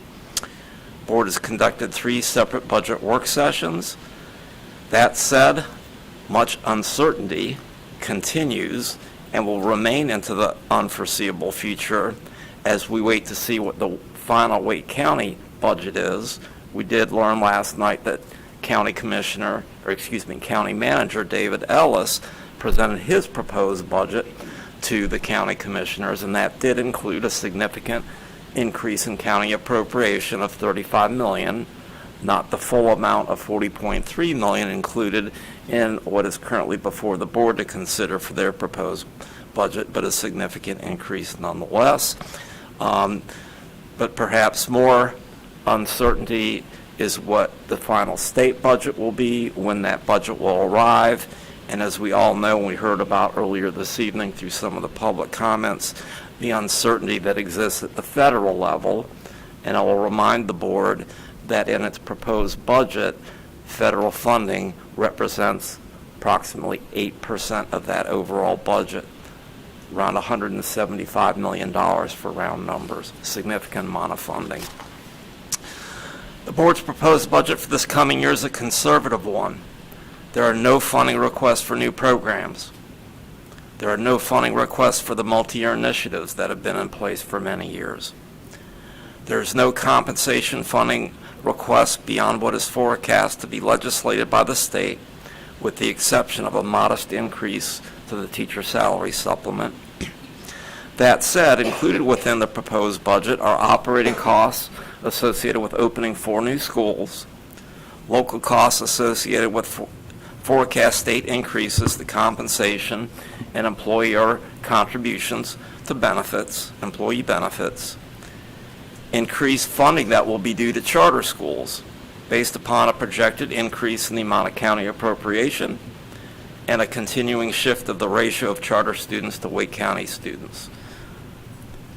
And it's another reminder that the local funding that Wake County receives, not all of it is available for the district to use within the district. Rather, 11% of that local funding, while it appears within our budget and in our numbers, it goes right out the door to our charter schools in the county, and it's unavailable to directly support this district. These state legislated requirements, including the estimated increase to the employer benefit rates, increased payments to charter schools, the operating costs of opening 4 new schools, provide the basis of requesting an increase of $40.3 million of additional funding from the county. The budget also includes over $18 million of budget reductions that result from the requirement of additional local funding for next year, exceeding what county revenue projections indicate. Finally, the board has directed staff to make several changes to what is included within the superintendent's proposed budget. Those changes include removing an item that was in the budget which would have shifted responsibility for premium for the dental insurance, employee dental insurance, from the employer to the employee. The board has requested that be removed, and it has been in these adjustments. So what would be and what you're considering approval in tonight would leave the dental insurance as it currently is, which includes a $6 per month for an employee premium for self-insurance, dental insurance coverage. Also included in the adjustments would be to remove a reduction that was included in the superintendent's proposed budget of just over $600,000 to maintenance funding. That adjustment would effectively remove that reduction. And finally, the adjustments would restore $1 million of funding to be available for our restart schools. That was one of the adjustments included in the superintendent's proposed budget. And to offset those 3 adjustments I just mentioned, there would be an adjustment to the proposed teacher increase to the teacher salary supplement, and the increase to the supplement that was included in the proposed budget of 3% would be adjusted to an increase of 1.5%. Also included in these adjustments would be a 1-degree change to our building temperature setbacks for air conditioning and heating by 1 degree. That's estimated to create savings of $500,000. And finally included within these adjustments to the superintendent's proposed budget would be to utilize $1 million of community use funding on a recurring basis to offset both school utility costs and also background checks on our school-based volunteers. So those are the adjustments that the board has discussed, I believe, at your finance committee meeting last week, that we are bringing to you to include along with what was included within the superintendent's proposed budget. You've already waived board policy, allowing you to put over 50% fund balance into balance of budget, and as I mentioned earlier, this proposed budget invests about 54%. Staff's available to answer any questions, and I now ask the board's consideration of approving a proposed budget, which again is just an initial step with much more work to come. Thank you, Mr. Nieder. So to start our discussion, what I'd like to do is ask for a motion, and I'll ask Vice Chair Swanson and our Budget and Finance Chair to restate the motion, but if you could, because we're in your budget meeting, you made several modifications to the proposed budget.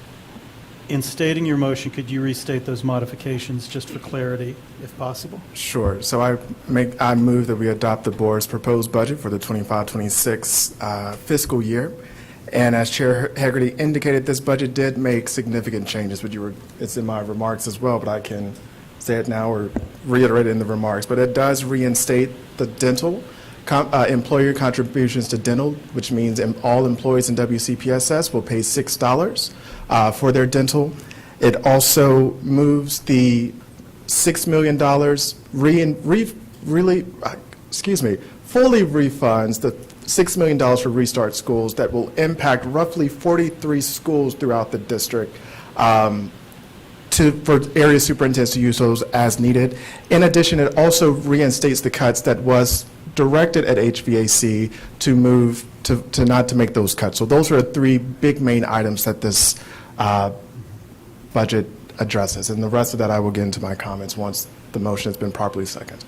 Thank you. And for anyone requiring more detail, remember these were the recommendations that came out of our Budget and Finance Committee, which was attended and which everyone had discussed. So at this time, is there a second for the proposal to modify the budget? We have a second from Ms. Mahaffey. All right. At this time, I'm expecting there will be some comments, there will be some discussion, and if there are any questions for Mr. Nieder, we can have those now.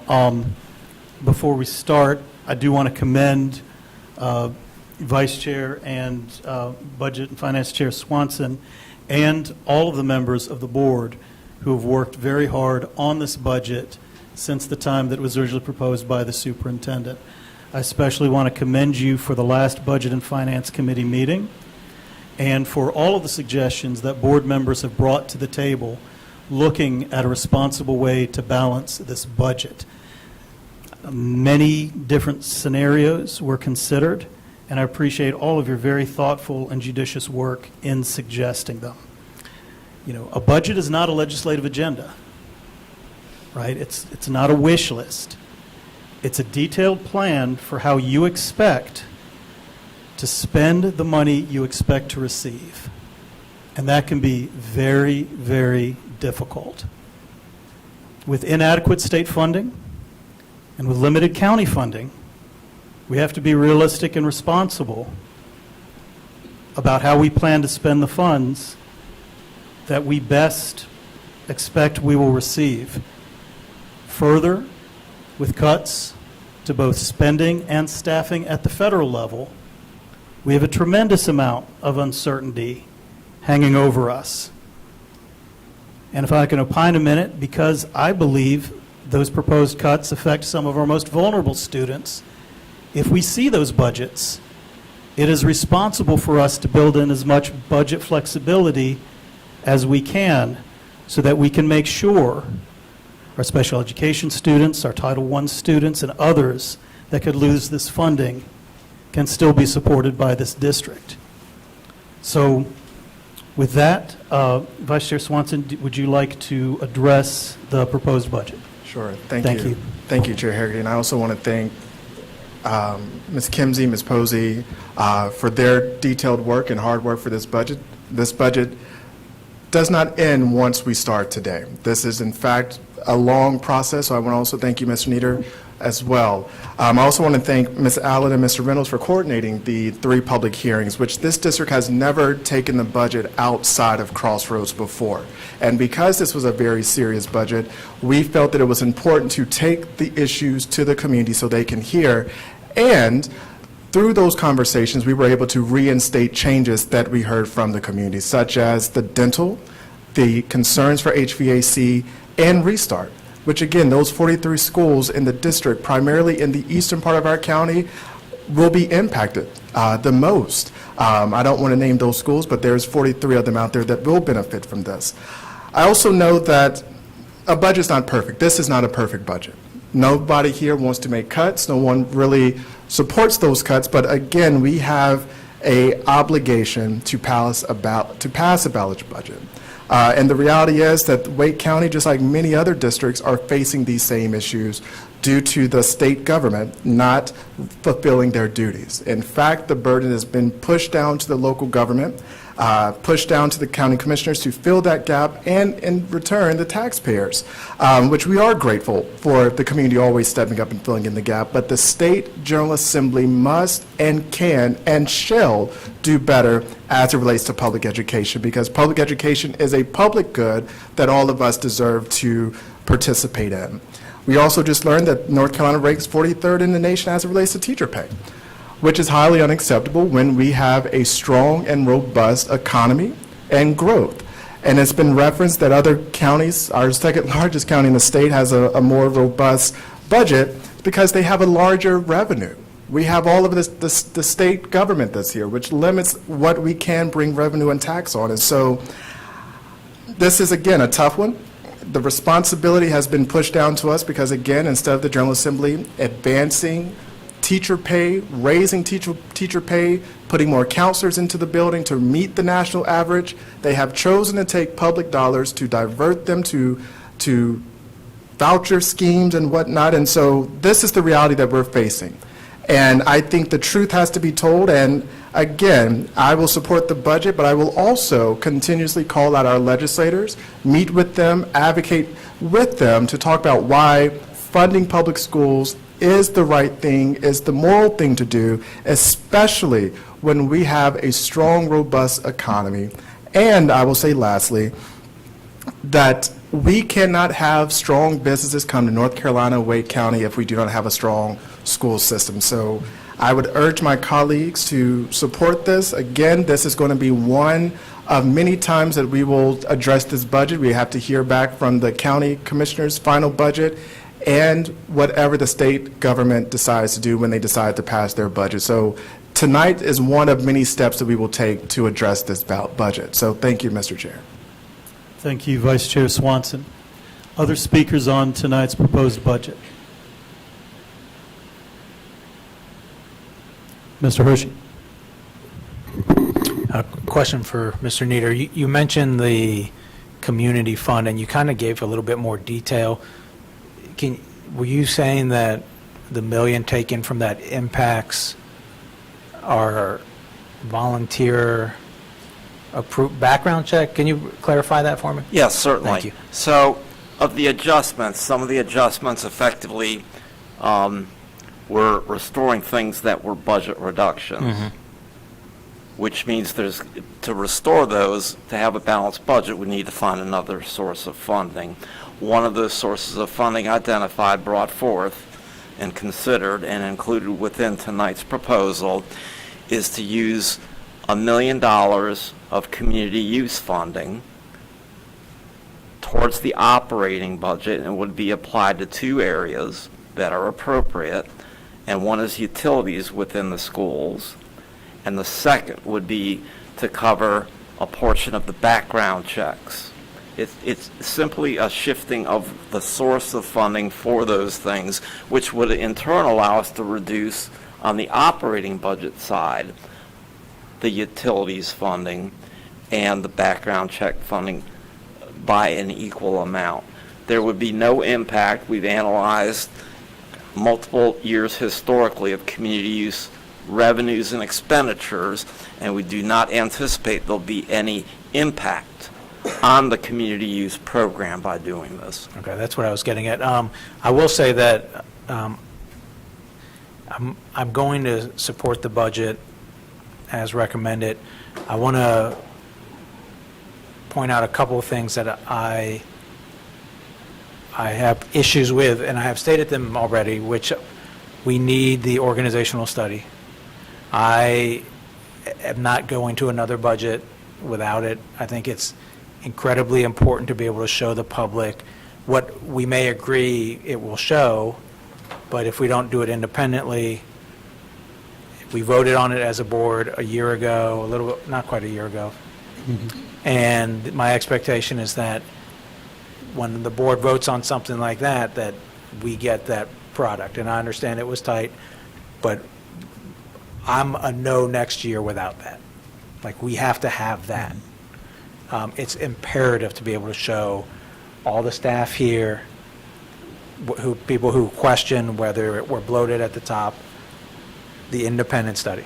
And I'm not going to prejudge it out loud. I have my own thoughts on it, what it will show, but we've got to have it. Furthermore, I just want to uplift the principle that, I really believe we have to do everything in our power to keep staff in schools.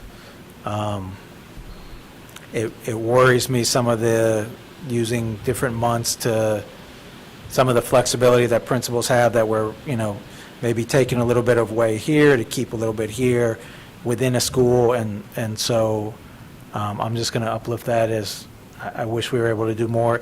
And I guess the third thing is, I don't know when we got to the point or when it was, let me preface this by saying the commissioners have been great. They've done an outstanding job giving us funding and over the years. And I really am hopeful that they will get to 40 by their June vote. But I understand the argument of we are elected to just ask for what we need. And I struggle with that because I know we have to do the work and we might be anticipating we're not going to get it all, but I do understand that, and I don't know when we got to a point where we make the decisions first before just sending it over and then they give us their budget and then we come back. But I'll leave it at that. Thank you, Mr. Hershey. Ms. Edmonds, I see you. I did want to ask Dr. Taylor if he could respond to Mr. Hershey's request regarding the organizational study. Absolutely, Mr. Chair. We will move forward with the study, and we did have an RFP that was issued, but we paused that. But understanding the board's wishes and desires, we will make that part of the work that we do moving forward. Thank you, Dr. Taylor. All right, I'm going to do Ms. Edmonds and then Ms. Gordon. Thank you. Thank you. So I know this is semantics, but I think it's important. I said it last week. I am agreeing to this budget proposal, but I do not support it, and I think those are two different things. And I want to outline so that we are all crystal clear about why we're really in this mess and why we're making cuts at all. And before I go through that list, I want to honor what Christina Cole said to us representing NCAE. And I know many of us here, we are so appreciative of your advocacy at the state level, and we know you know what's up. We know you know. But thank you for making that point. I hear you. We hear you. So the General Assembly is not fulfilling their constitutional obligation to fully fund our schools. They have spent 30 years bending over backwards to not fund Leandro, North Carolina's largest and oldest school funding case.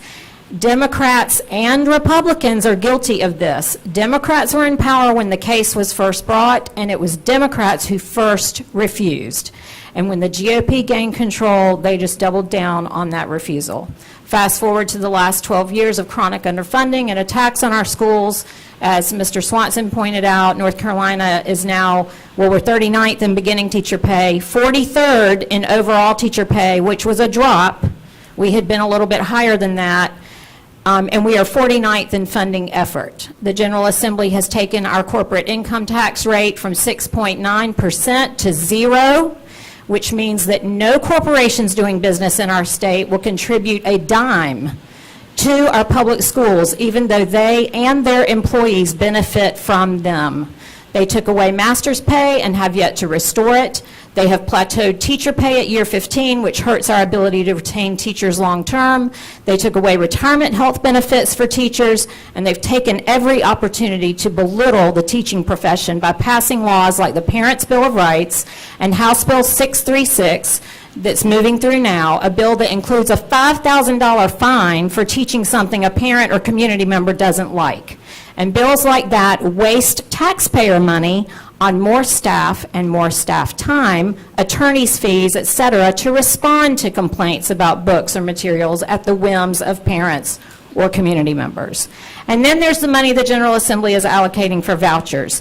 This school year alone, 24-25, private schools in Wake County received more than $56 million as of April. We are asking commissioners to approve a $40 million increase that reflects cuts for our district, while private schools got more than $56 million from state tax dollars. All these things I've listed is not an exhaustive list, but as long as the General Assembly continues to erode public school funding, we will probably have to cut more in upcoming years, and that will certainly be true if federal cuts continue. The federal stuff gets a lot of the headlines and a lot of the clickbait, but let's be very clear, we would not be here today if it were not for the harms done by the General Assembly all the way back to Leandro, worsened since 2013, and ongoing. Thank you. Thank you, Ms. Edmonds.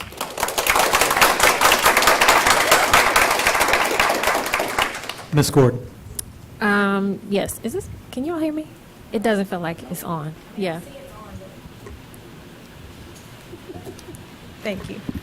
Thank you. Oh, this is much better.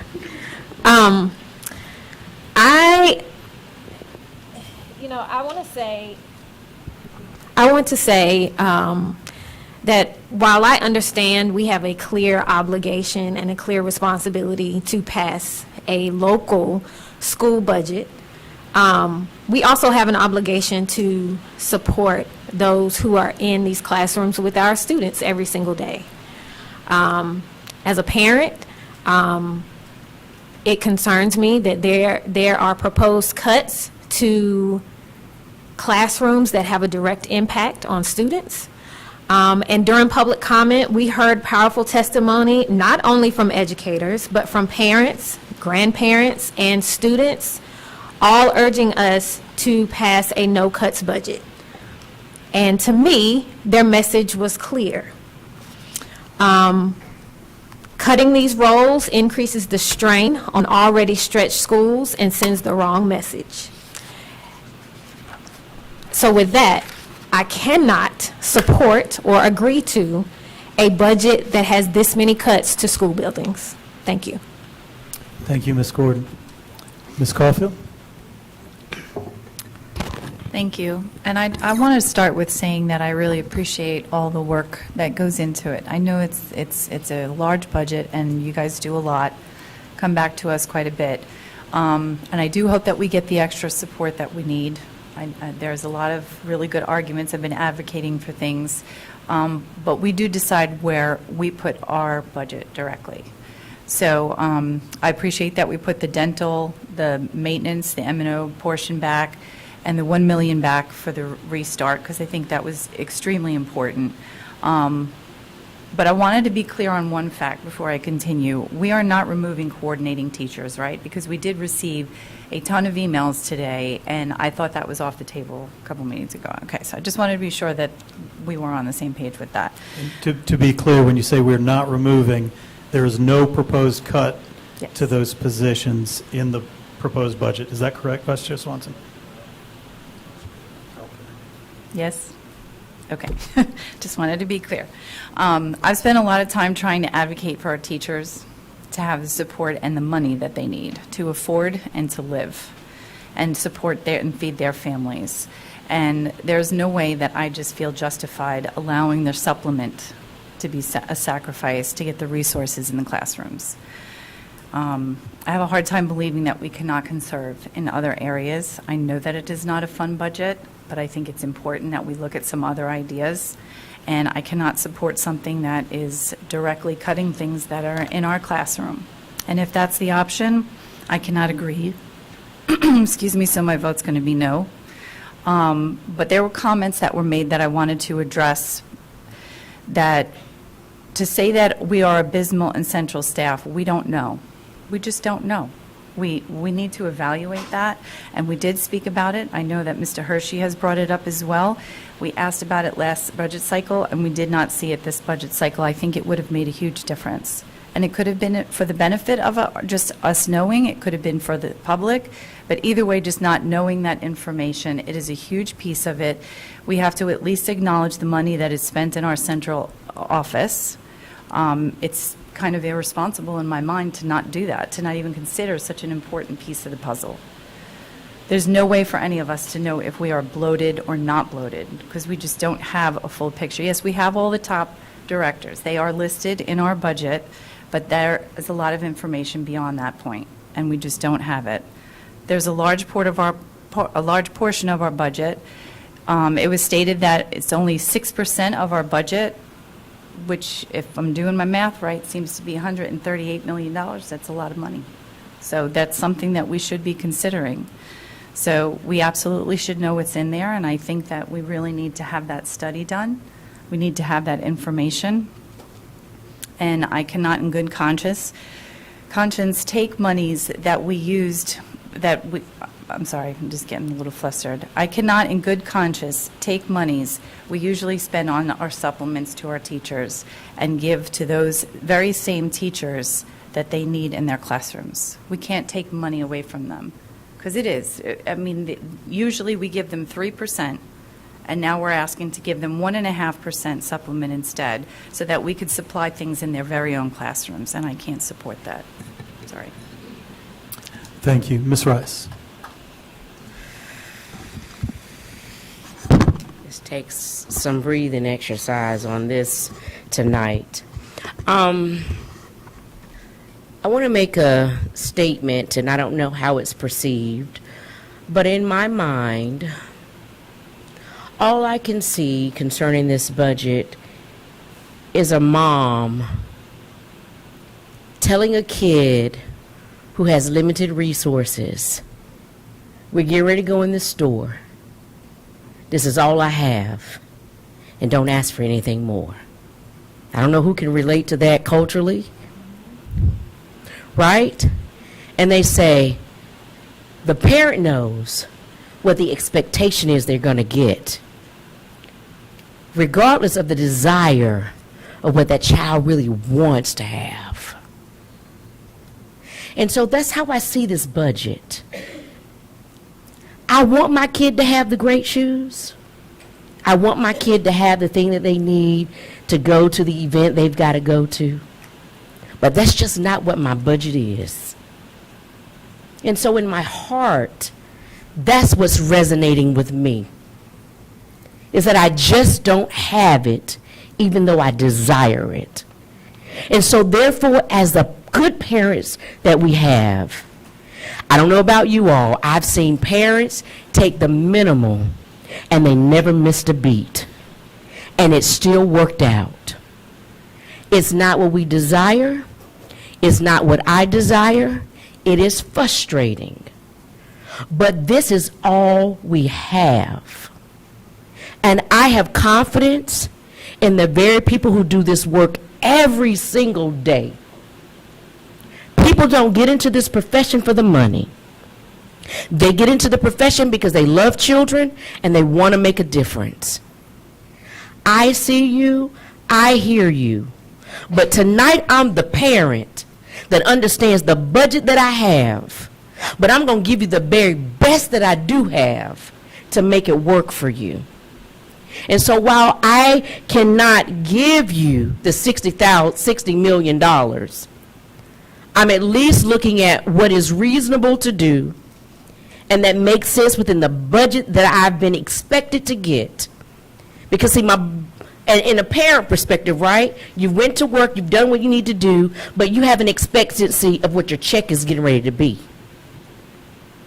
You don't like it, but it is what it is. But you're going to make sure that your child gets the very best they can get off the expectancy of what you think you're going to get. And I don't know about you, but I've seen my mama make it work time and time again. I don't know about you. I've seen other parents make it work time and time again. And unfortunately, the analogy may not make sense to others or can't resonate with others. But what I'm saying is it acceptable? No. But what we're going to do is look at what we have and be a people that rises every time. So while we may not have the best sneakers, we may not have the best suit, we're going to use what we got. And we're going to band together with other resources. We're going to band together to find other streams of revenue to make it work together. And so that's all I can say, is that's what's resonating in my mind and my heart to make it make sense.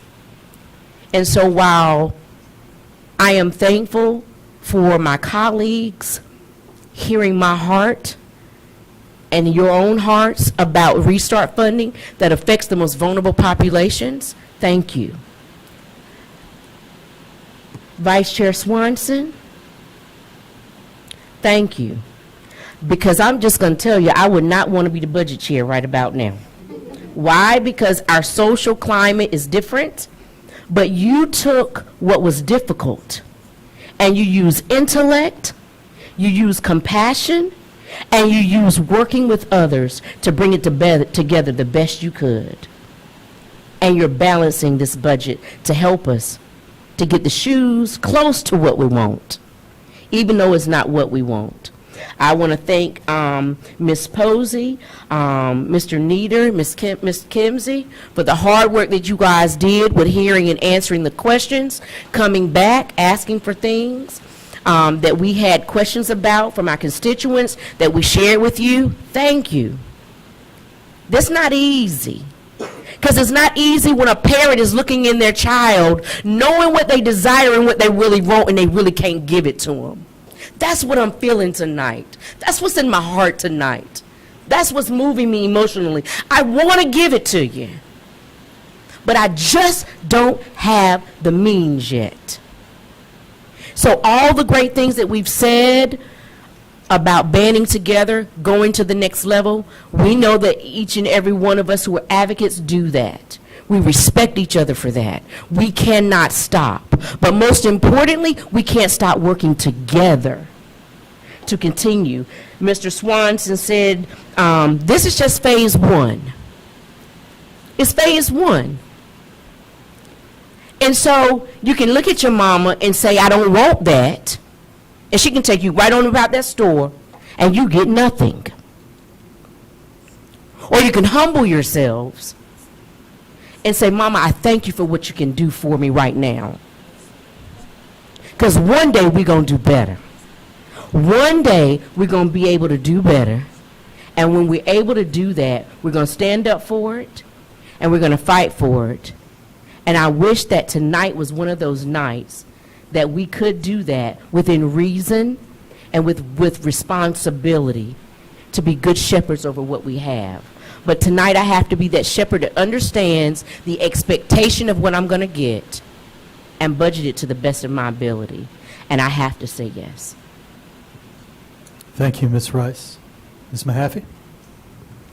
I want to echo the thanks to our Budget Chair Swanson, Mr. Nieder, Ms. Kimsey, and Ms. Posey.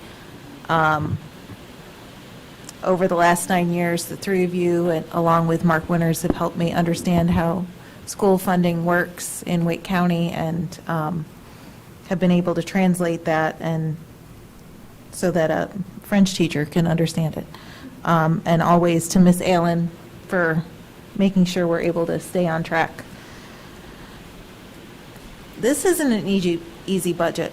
I've been here for 9 years. My first budget wasn't easy, but it's because on the other side of it, we had to make cuts because we didn't get that funding from the commissioners. This budget is taking away some of the things that this board was happy to put back in and expand services. And that is not enjoyable. And we are in a very unique moment in this district and in education in this country where we have to make hard decisions. And I don't have any fancy metaphors. I don't have anything exciting or enlightening to say about this budget, except it's a difficult decision. And we are here to make difficult decisions. And our job as school board members is to hire and evaluate a superintendent and to pass a budget. So I'm here to pass a budget. Thank you, Ms. Mahaffey. Dr. A? I guess I'm the last one. Thank you, Ms. Rice, for what you said.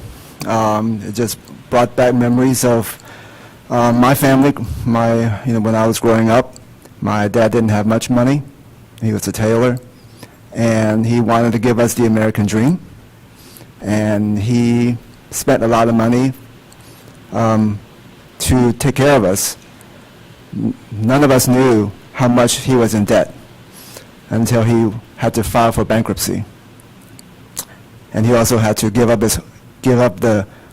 our first home because he just couldn't afford the mortgage. So I say that because I feel like, we have been kind of like that, the parents who just want to give everything to their kids. But at some point, we end up having to pay the price.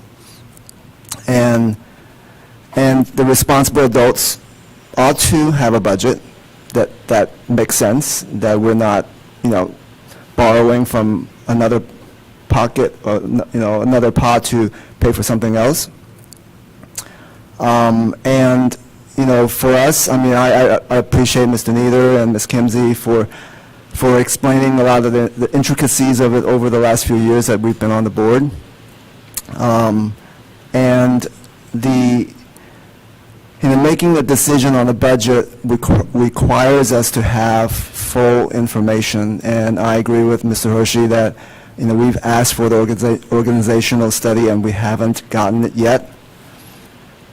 And so that makes it harder for us to really have a informed decision on what we're doing with the budget. And like everybody said, we don't know what we don't know. It could be that everything is fine in terms of the organizational, the study and the results from it. But we have to have that information. And so, I've been kind of, torn about how I would vote for this. And, I was one of the people that really advocated for the restart money to be put back in. I still am adamantly supporting the restart. But ultimately, for me, as a statement of what we need to do as the adults to be able to do a responsible budget, to understand all the numbers that goes in and comes out, I'm going to have to vote no. Thank you, Dr. Ng. Are there any concluding comments on the budget tonight from any board members? Move to call the question. Thank you, Vice Chair Swanson. Seeing no other discussion, we'll go, and I'd like to do the vote by roll call. We'll start at the end of the table and move around, starting first with Ms. Gordon. Nay. Mr. Hershey? Aye. Dr. Ng? Nay. Ms. Edmonds? Aye. Chair votes aye. Vice Chair Swanson? Aye. Ms. Mahaffey? Aye. Ms. Caulfield? Nay. Ms. Rice? Aye. Thank you. By a vote of 6-3, the modified budget passes. Thank you, Mr. Nieder. Thank you. We do have other items on our agenda tonight. I know that this has consumed a lot of everyone's time and attention, your hard work. I want to thank everybody who attended public meetings throughout the district. I want to thank Vice Chair Swanson again for pioneering that, and thank Ms. Allen and staff for all of the work they did to help facilitate those meetings. I would now like to turn, though, to our other action items, and for that we go to policy. The first policy we have tonight is Board Policy 7560, permitted salary reductions on first reading. I see Ms. Posey coming up.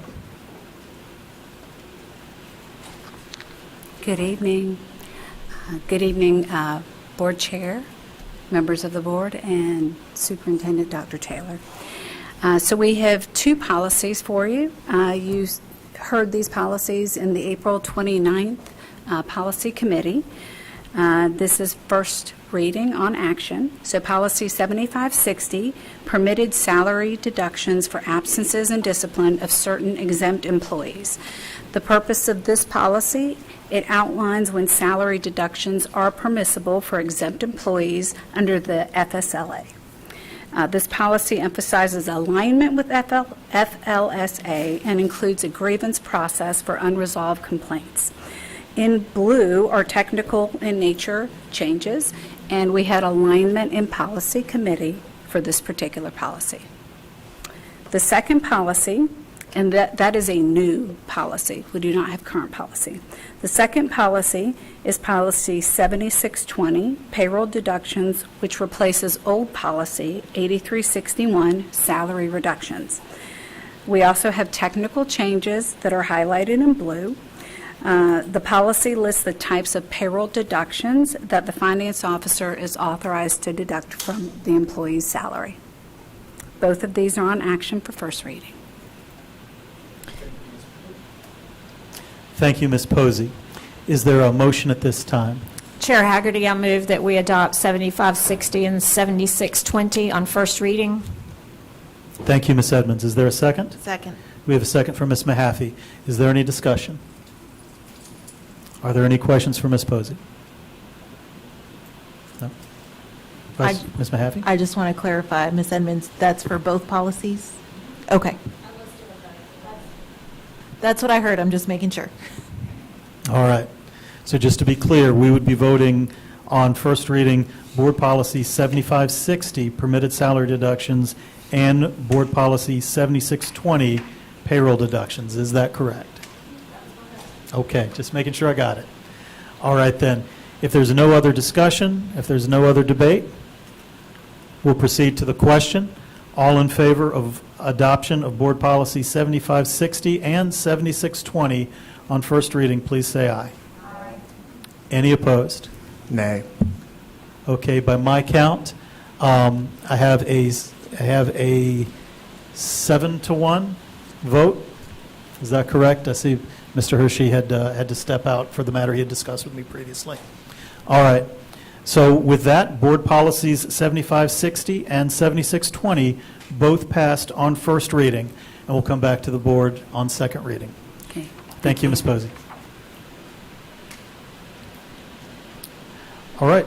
So at this point, we will turn on our amended agenda. We will turn to a reading of the Wake County Board of Commissioners proclamation that was transmitted to us just minutes before our board meeting. All board members should have a copy of this proclamation, and an official copy of the proclamation will be entered into our minutes. I want to thank the commissioners for the proclamation and give special thanks to Commissioner Tara Waters, who doubled her efforts to make sure that we would have this in time for tonight's meeting. The proclamation, which has been communicated to us, reads as follows. Whereas the Wake County Board of Commissioners recognizes the importance of Teacher Appreciation Week, and whereas teachers are the heart of our educational system, declaring their time, expertise, and passion to nurture the minds and souls of our students, and whereas diversity, inclusion, and belonging are fundamental principles that enrich the fabric of our society, fostering understanding, empathy, and respect for all individuals in the classroom. And whereas there are more than 4 million teachers in the United States, and they play a pivotal role in creative, inclusive, and welcoming learning environments where every student feels valued, accepted, and empowered to succeed.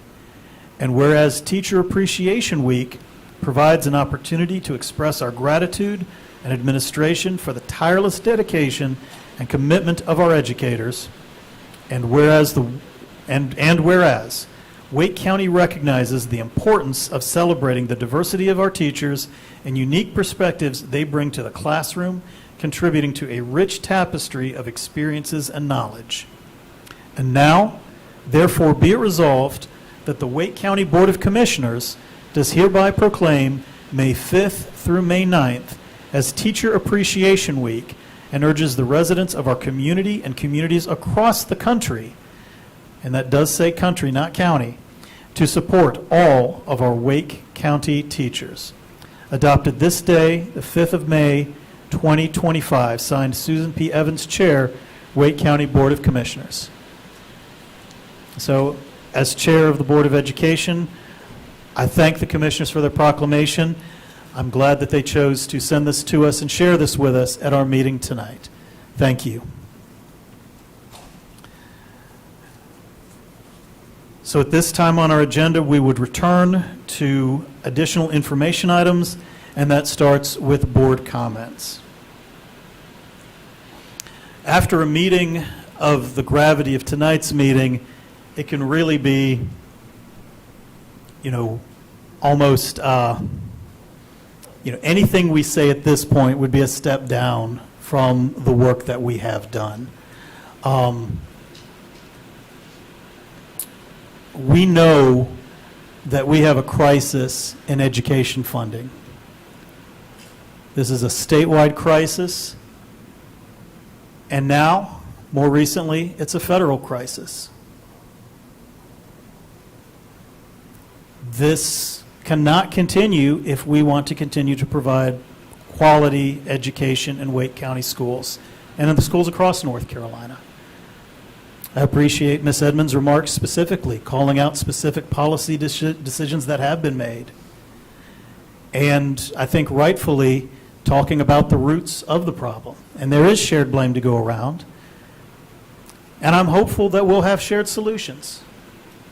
I want to encourage all state leaders, Republicans or Democrats, to come out and adequately fund our public schools and adopt policies that are responsible in terms of providing our students and our teachers and our school districts with the resources they need to provide a quality education in a safe and healthy environment.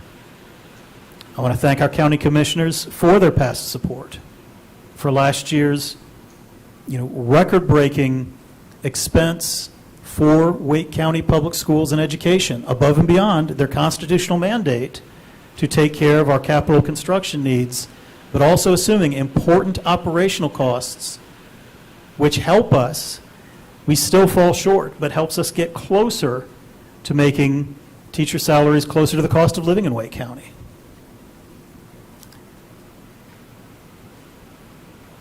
We advocate year-round.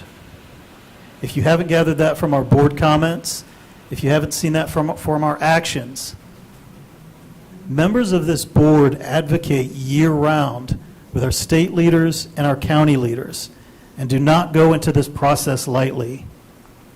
Dr. Taylor and his staff work hard to work in collaboration with our county leaders to look at revenue projections, to try to forecast what might be available. And then when we see those projections, we continue to lobby. And while I think we may be disappointed to see the numbers being proposed by the county manager, I will say we had reasonable belief to believe that the county manager's recommendation could have come in lower.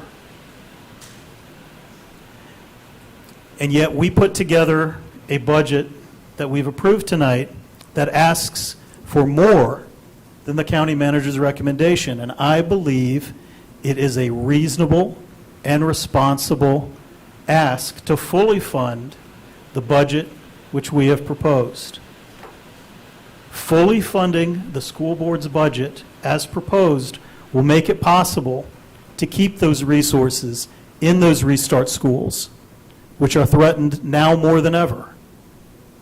We've been able to restore an important benefit that many of our staff depend on. And by maintaining these maintenance and operations contracts, we can work to move the needle and improve the learning and working conditions in our school. We know that property taxes are a burden, but we also know that we are asking for the minimum amount needed to keep our schools operating and to take care of our students. And I fully hope all of you around the table will join me in advocating for this full budget to our commissioners. And this isn't the end either. As you know, we continue to advocate and look for solutions throughout the year for additional funding. We will continue to work with state legislators. I want to thank those of you that have taken time out of your schedule to come with us and meet with state legislators and to talk about our schools. And I want to thank those legislators who have taken the time to meet with us with open ears and with open minds to put together past disputes or past differences of opinion. We might not agree on all the issues, but we have to agree with the urgency of the situation before us. Whether it's funding for mental health and student wellness, whether it's funding for important maintenance and operation expenses. We need to work together for solutions. And as we propose this operating budget, we will also begin conversations about our capital improvement program and our capital budget. And I want to ask all board members for their priorities as we re-examine that budget and again see where we can move the needle to address the problems that have been brought to us by the public regarding the safety and security in our schools, regarding the health and accessibility issues in our schools, addressing the important concerns brought to us about the state of our libraries, about the substandard conditions, I have to say, with our mobile units and our trailers.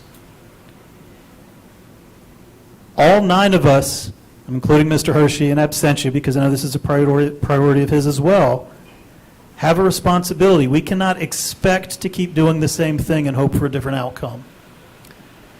And I hope that you will all join me in facilities or in subsequent discussions, if you can attend that meeting, and work with our county commissioners as partners for how we can reprioritize the spending of those capital funds to address our highest priority needs affecting the students and staff that live here right now in Wake County, and putting them first.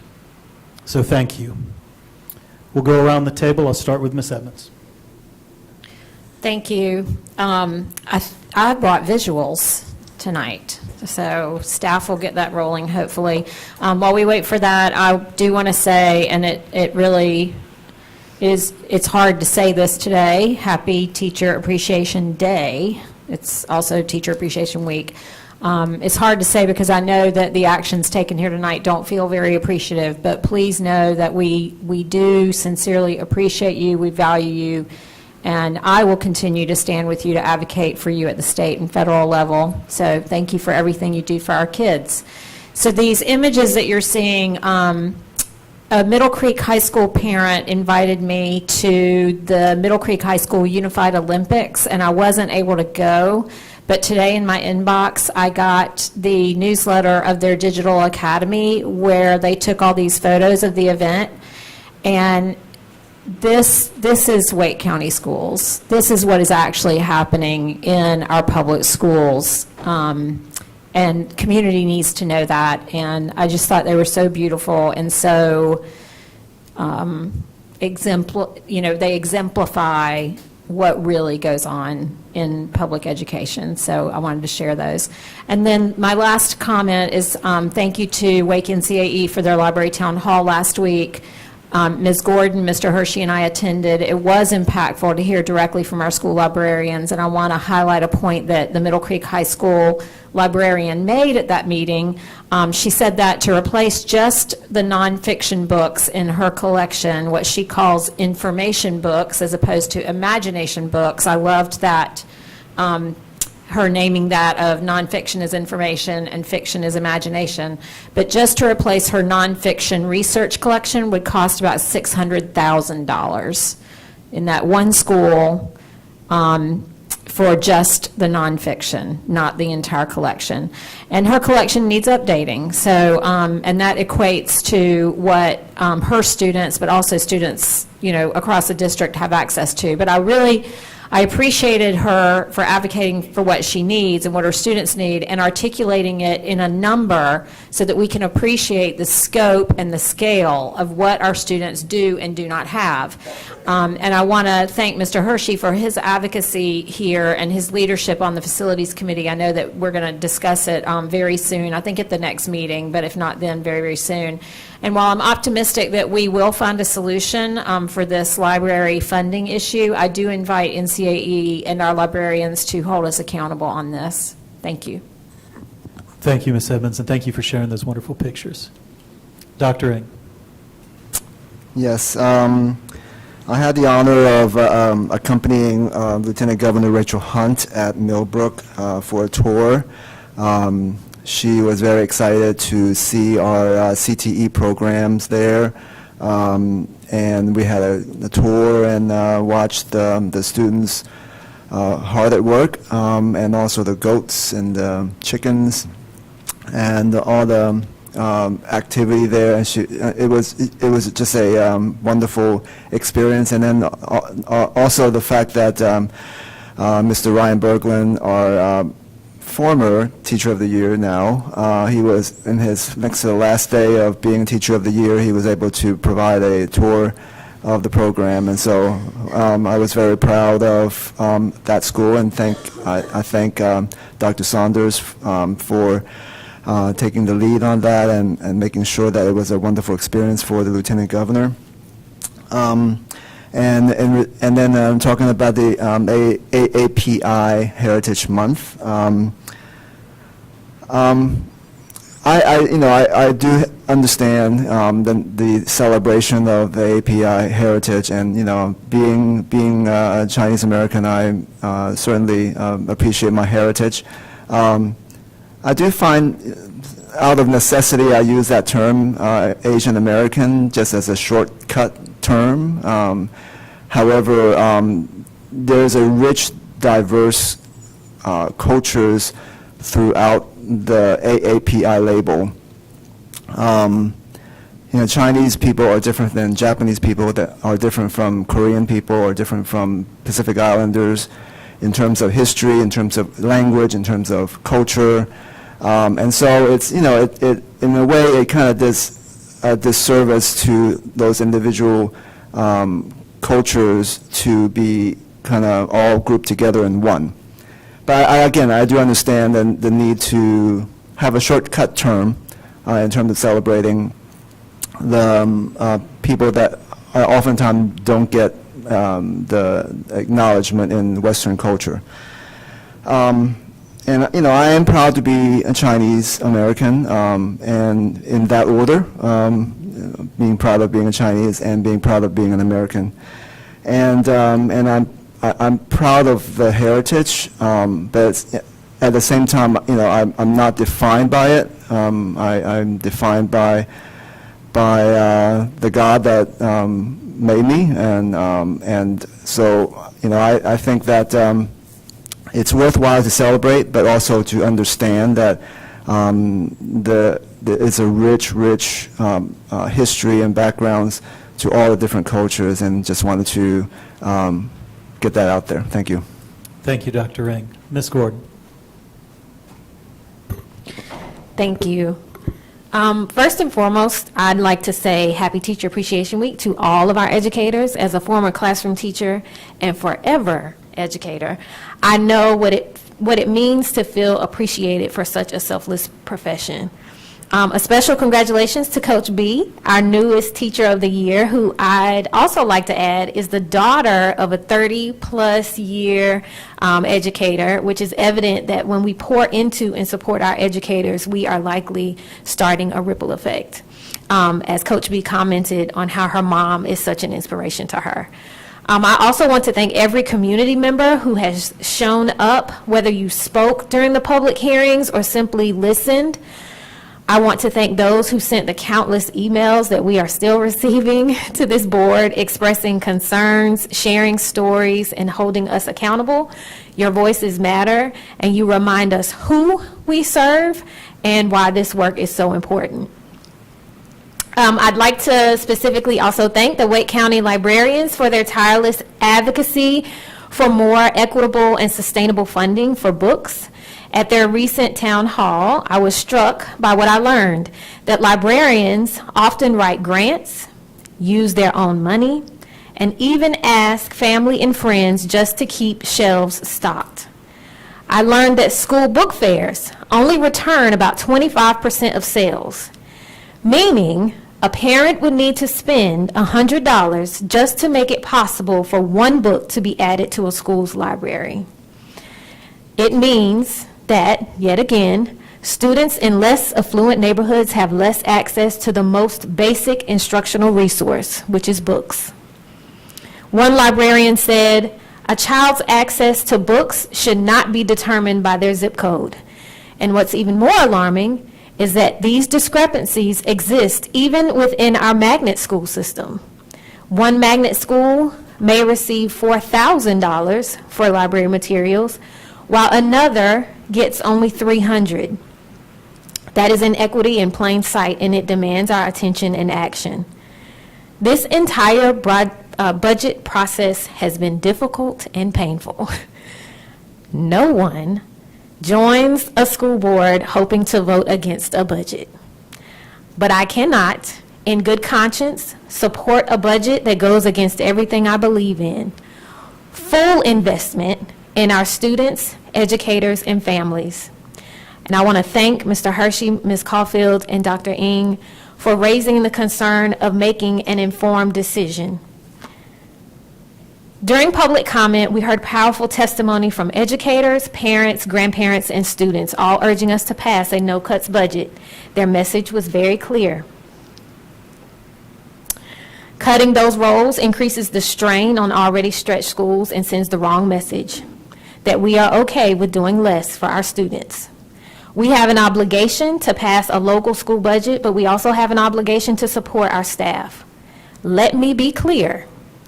My no vote is not a rejection of everything in this budget. I also support restoring funds to our restart schools. Those schools serve some of our highest need populations, and investing there is the right decision, as well as restoring dental insurance. But I cannot support a budget strategy that feels more like surrender. I understand the relentless state and federal attacks on public education, and I know our fight must continue at the legislative level. Our role is to lead, to advocate, and to make choices that reflect our values, not just manage scarcity. Whether it is a digital learning coordinator, a school counselor, clerical staff, safety assistants, building substitute, assistant principal, coordinating teacher, or asking for more funding for library books or demanding improvement to maintenance and operations, we owe it to the people who are in the buildings every day with our students to show our appreciation this week in action. Thank you. Coming back around the table, we'll go to Ms. Rice.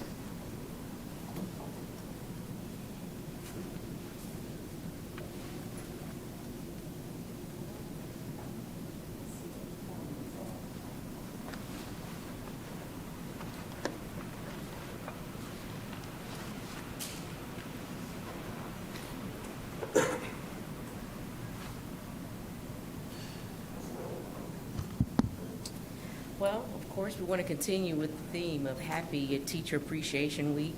I am a parent that is always... Excuse me, Ms. Rice. I'm having trouble hearing you. Because my mic is on. And it's the same issue I think Ms. Gordon had with hers. Mr. Malone, could Ms. Rice borrow your mic? Let's see if that works any better for you. Is that better? Oh, Much there better. we go. Thank you. I wanted to say, of course, Happy Teacher Appreciation Week. Even though sometimes we can't always do what we desire, people still need to be appreciated, even in words and in the deeds in which we can do, right? And so I've been a proud parent for over the past 25 years that has made sure I participated. My son always enjoyed teachers getting their Chick-fil-A meal and their Krispy Kreme donut box that we would do from our household to our teachers. And so I do appreciate our educators as a whole within our district. So, as I said, Happy Teacher Appreciation Week. District 4 will hold its final Board Advisory Council meeting on May 12th at 6:30 p.m. at Southeast Raleigh Elementary School. I want to congratulate Southeast Raleigh Elementary School, a happy 5-year anniversary within its purpose-built community model. They're working diligently to collaborate with community partners and staff for student success. I'm not going to comment anymore on our budget because all has been said. So we'll move on to what? I also want to take a moment to highlight tonight's focus on what? The 8 dimensions of wellness. And tonight it is intellectual wellness. Just want to remind everyone that this dimension encourages you to expand our knowledge, pursue interests and hobbies, and set meaningful goals. Expand our knowledge on how budgets work. Just want to plug that in because we still got, as Mr. Swanson said, we still have other phases to go. And so while I know what we're doing is what we're doing about what we desire, but let us understand the processes of how this actually works on all government levels, right? And so I just wanted to make sure that we share that as we look at our intellectual wellness domain. And so also it says intellectual wellness sparks curiosity and supports lifelong learning. I encourage families to explore ways to nurture this area for themselves, their students, and the community so that we can what? all have a positive and productive day. Thank you, Ms. Rice. We'll go on to Ms. Caulfield. I wanted to congratulate Heritage High School Theater for an outstanding performance in Legally Blonde, and also Wake Forest High School for putting on another great show for Disney's Little Mermaid. It's just really incredible to see the talent that's coming out of our students. If you have not gone to any of these shows, I highly recommend not only going to support the schools, but you'll just be blown away, because a lot of it really is very, I'd say, off-Broadway. Both of the schools not only had amazing performance, but they also were very talented student-led tech teams that designed and built their stages. They were in charge of controlling the sound and lighting, and they just do a really, really great job, so bravo. Happy National Teacher Appreciation Day to all of our amazing, incredible teachers. I want our teachers to know how important they are to our families. We value them, and we appreciate how much they do to educate and help shape our children. They are the faces that our children see most during the day, during the week. Between extra busy curricular activities and family schedules, our children are with our teachers most of every day, Monday to Friday, and some even attend our school events after hours as well. Just last week, attending our high school play, I ran into several teachers that were there with their families, and I know they have definitely left a place in our children's hearts and their lives, and they won't be forgotten. I see them at games, performances, and volunteering their time in with students' needs, and soon I'll see them all at the graduation to support their students as well. Teachers leave a valuable mark on our children and are our partner as parents to guide our children towards success and into the path to follow their dreams. So I personally want to say thank you, and although today is just one day, we recognize you each and every day and appreciate you. Just to address my vote on the budget tonight, we need to fully support our classrooms and not cut in any spending in the classroom. That includes anything impacting our teachers. It's kind of ironic that today is a budget that falls on Teacher Appreciation Day, because these things do affect their everyday all year long. But even more, it affects our children. As a mom, I know how it directly affects our own children. So this is why my support for these proposals were to vote against it. But I do hope that by next year, we do have our organizational study, so we'll be able to get the budget earlier. I know it came earlier last year. This year, it was like the third week of March, but I think it would be helpful if we could have it by the end of February or March to do that. That's it. Ms. Mahaffey. Thank you, Chair Haggerty. Tomorrow is Walk, Bike, and Roll to School Day. We have 21 registered events in Wake County. I'll be walking with my daughter at her school. I know there are others that are participating that may not be registered with Safe Routes to School. And I also want to highlight that in Ms. Rice's district, there is an Oaks and Spokes Kids Bike Rodeo at Chavis Park tomorrow from 4 to 6 p.m. And if you don't have a bike, bikes and helmets will be provided, as it is also National Bike Month. A lot of the elementary schools in my area have shared out that they are going to be doing senior walk days, where the seniors, if you attended an elementary school in Wake County, get to walk through the school, and the kids of your elementary school get to see you being the big kid.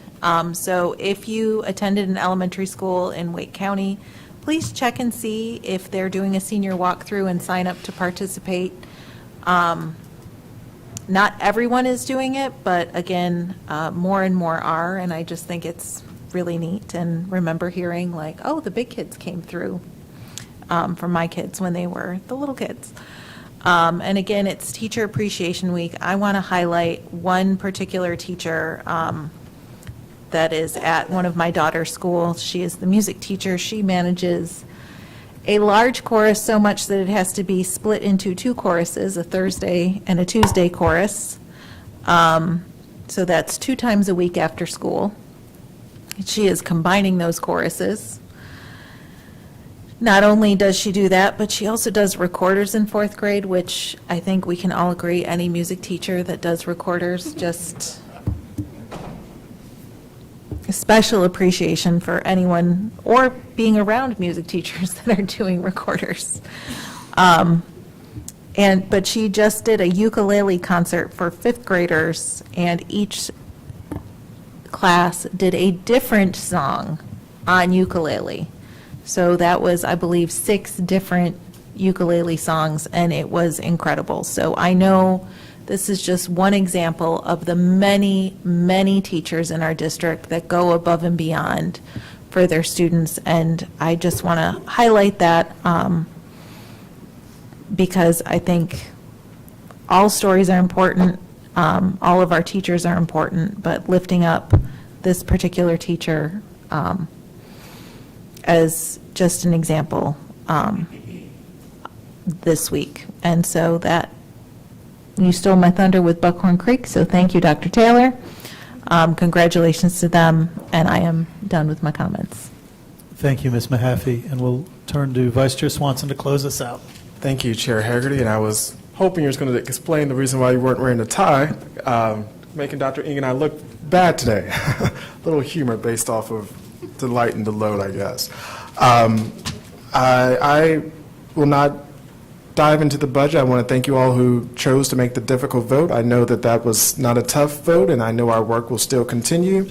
And I do call upon the House, as they are negotiating and moving their budget, to have a much friendlier budget for our educators that actually increases more compensation for those teachers. So we won't have to have a local supplemental pay. But let me get back to my prepared remarks. I look forward, I wanted to highlight that Dr. Taylor and I represented the district in the North Carolina Safe School press conference that was led by the Deputy Secretary of Department of Public Safety, William Lassiter. We were joined by North Garner's Principal Price, and the Attorney General, that was really calling upon safe gun storage. We were the first district that partnered, and looking forward to discussing more of that in the upcoming safety and security meetings of what we can do. Congratulations to our new Teacher of the Year, who represents Kingswood so greatly, Ms. Coach B.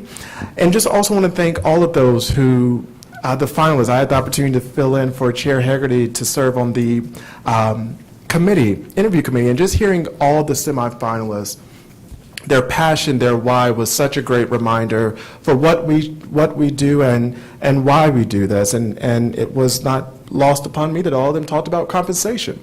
And I reminded them that we will be going to the General Assembly together to hopefully talk about that. And so it was really, really great to hear them and see their why. I also wanted to, again, thank our staff for this. And Dr. Taylor, thank you for bringing the budget very early. And as the budget chair, I think that's a great thing that, unlike some districts, we don't get it as early. And so I don't have an issue with the timeline that we get as the budget chair, and that might be another burden for another budget chair. But I thank you for the work that you do. And again, I look forward, thank you, Ms. Mahaffey, for talking about Bike to School. I'll be joining the Morrisville Elementary community tomorrow with the mayor of Morrisville, TJ Cawley, as we participate in Walk Bike to School Week. So that concludes my remarks, Mr. Chair. Thank you so much. Well, Vice Chair Swanson, before we can close out, you asked a question, and that was why I'm not wearing a tie.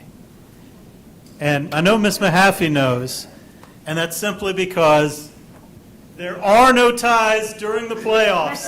Go Canes, good luck in round 2 against the Caps.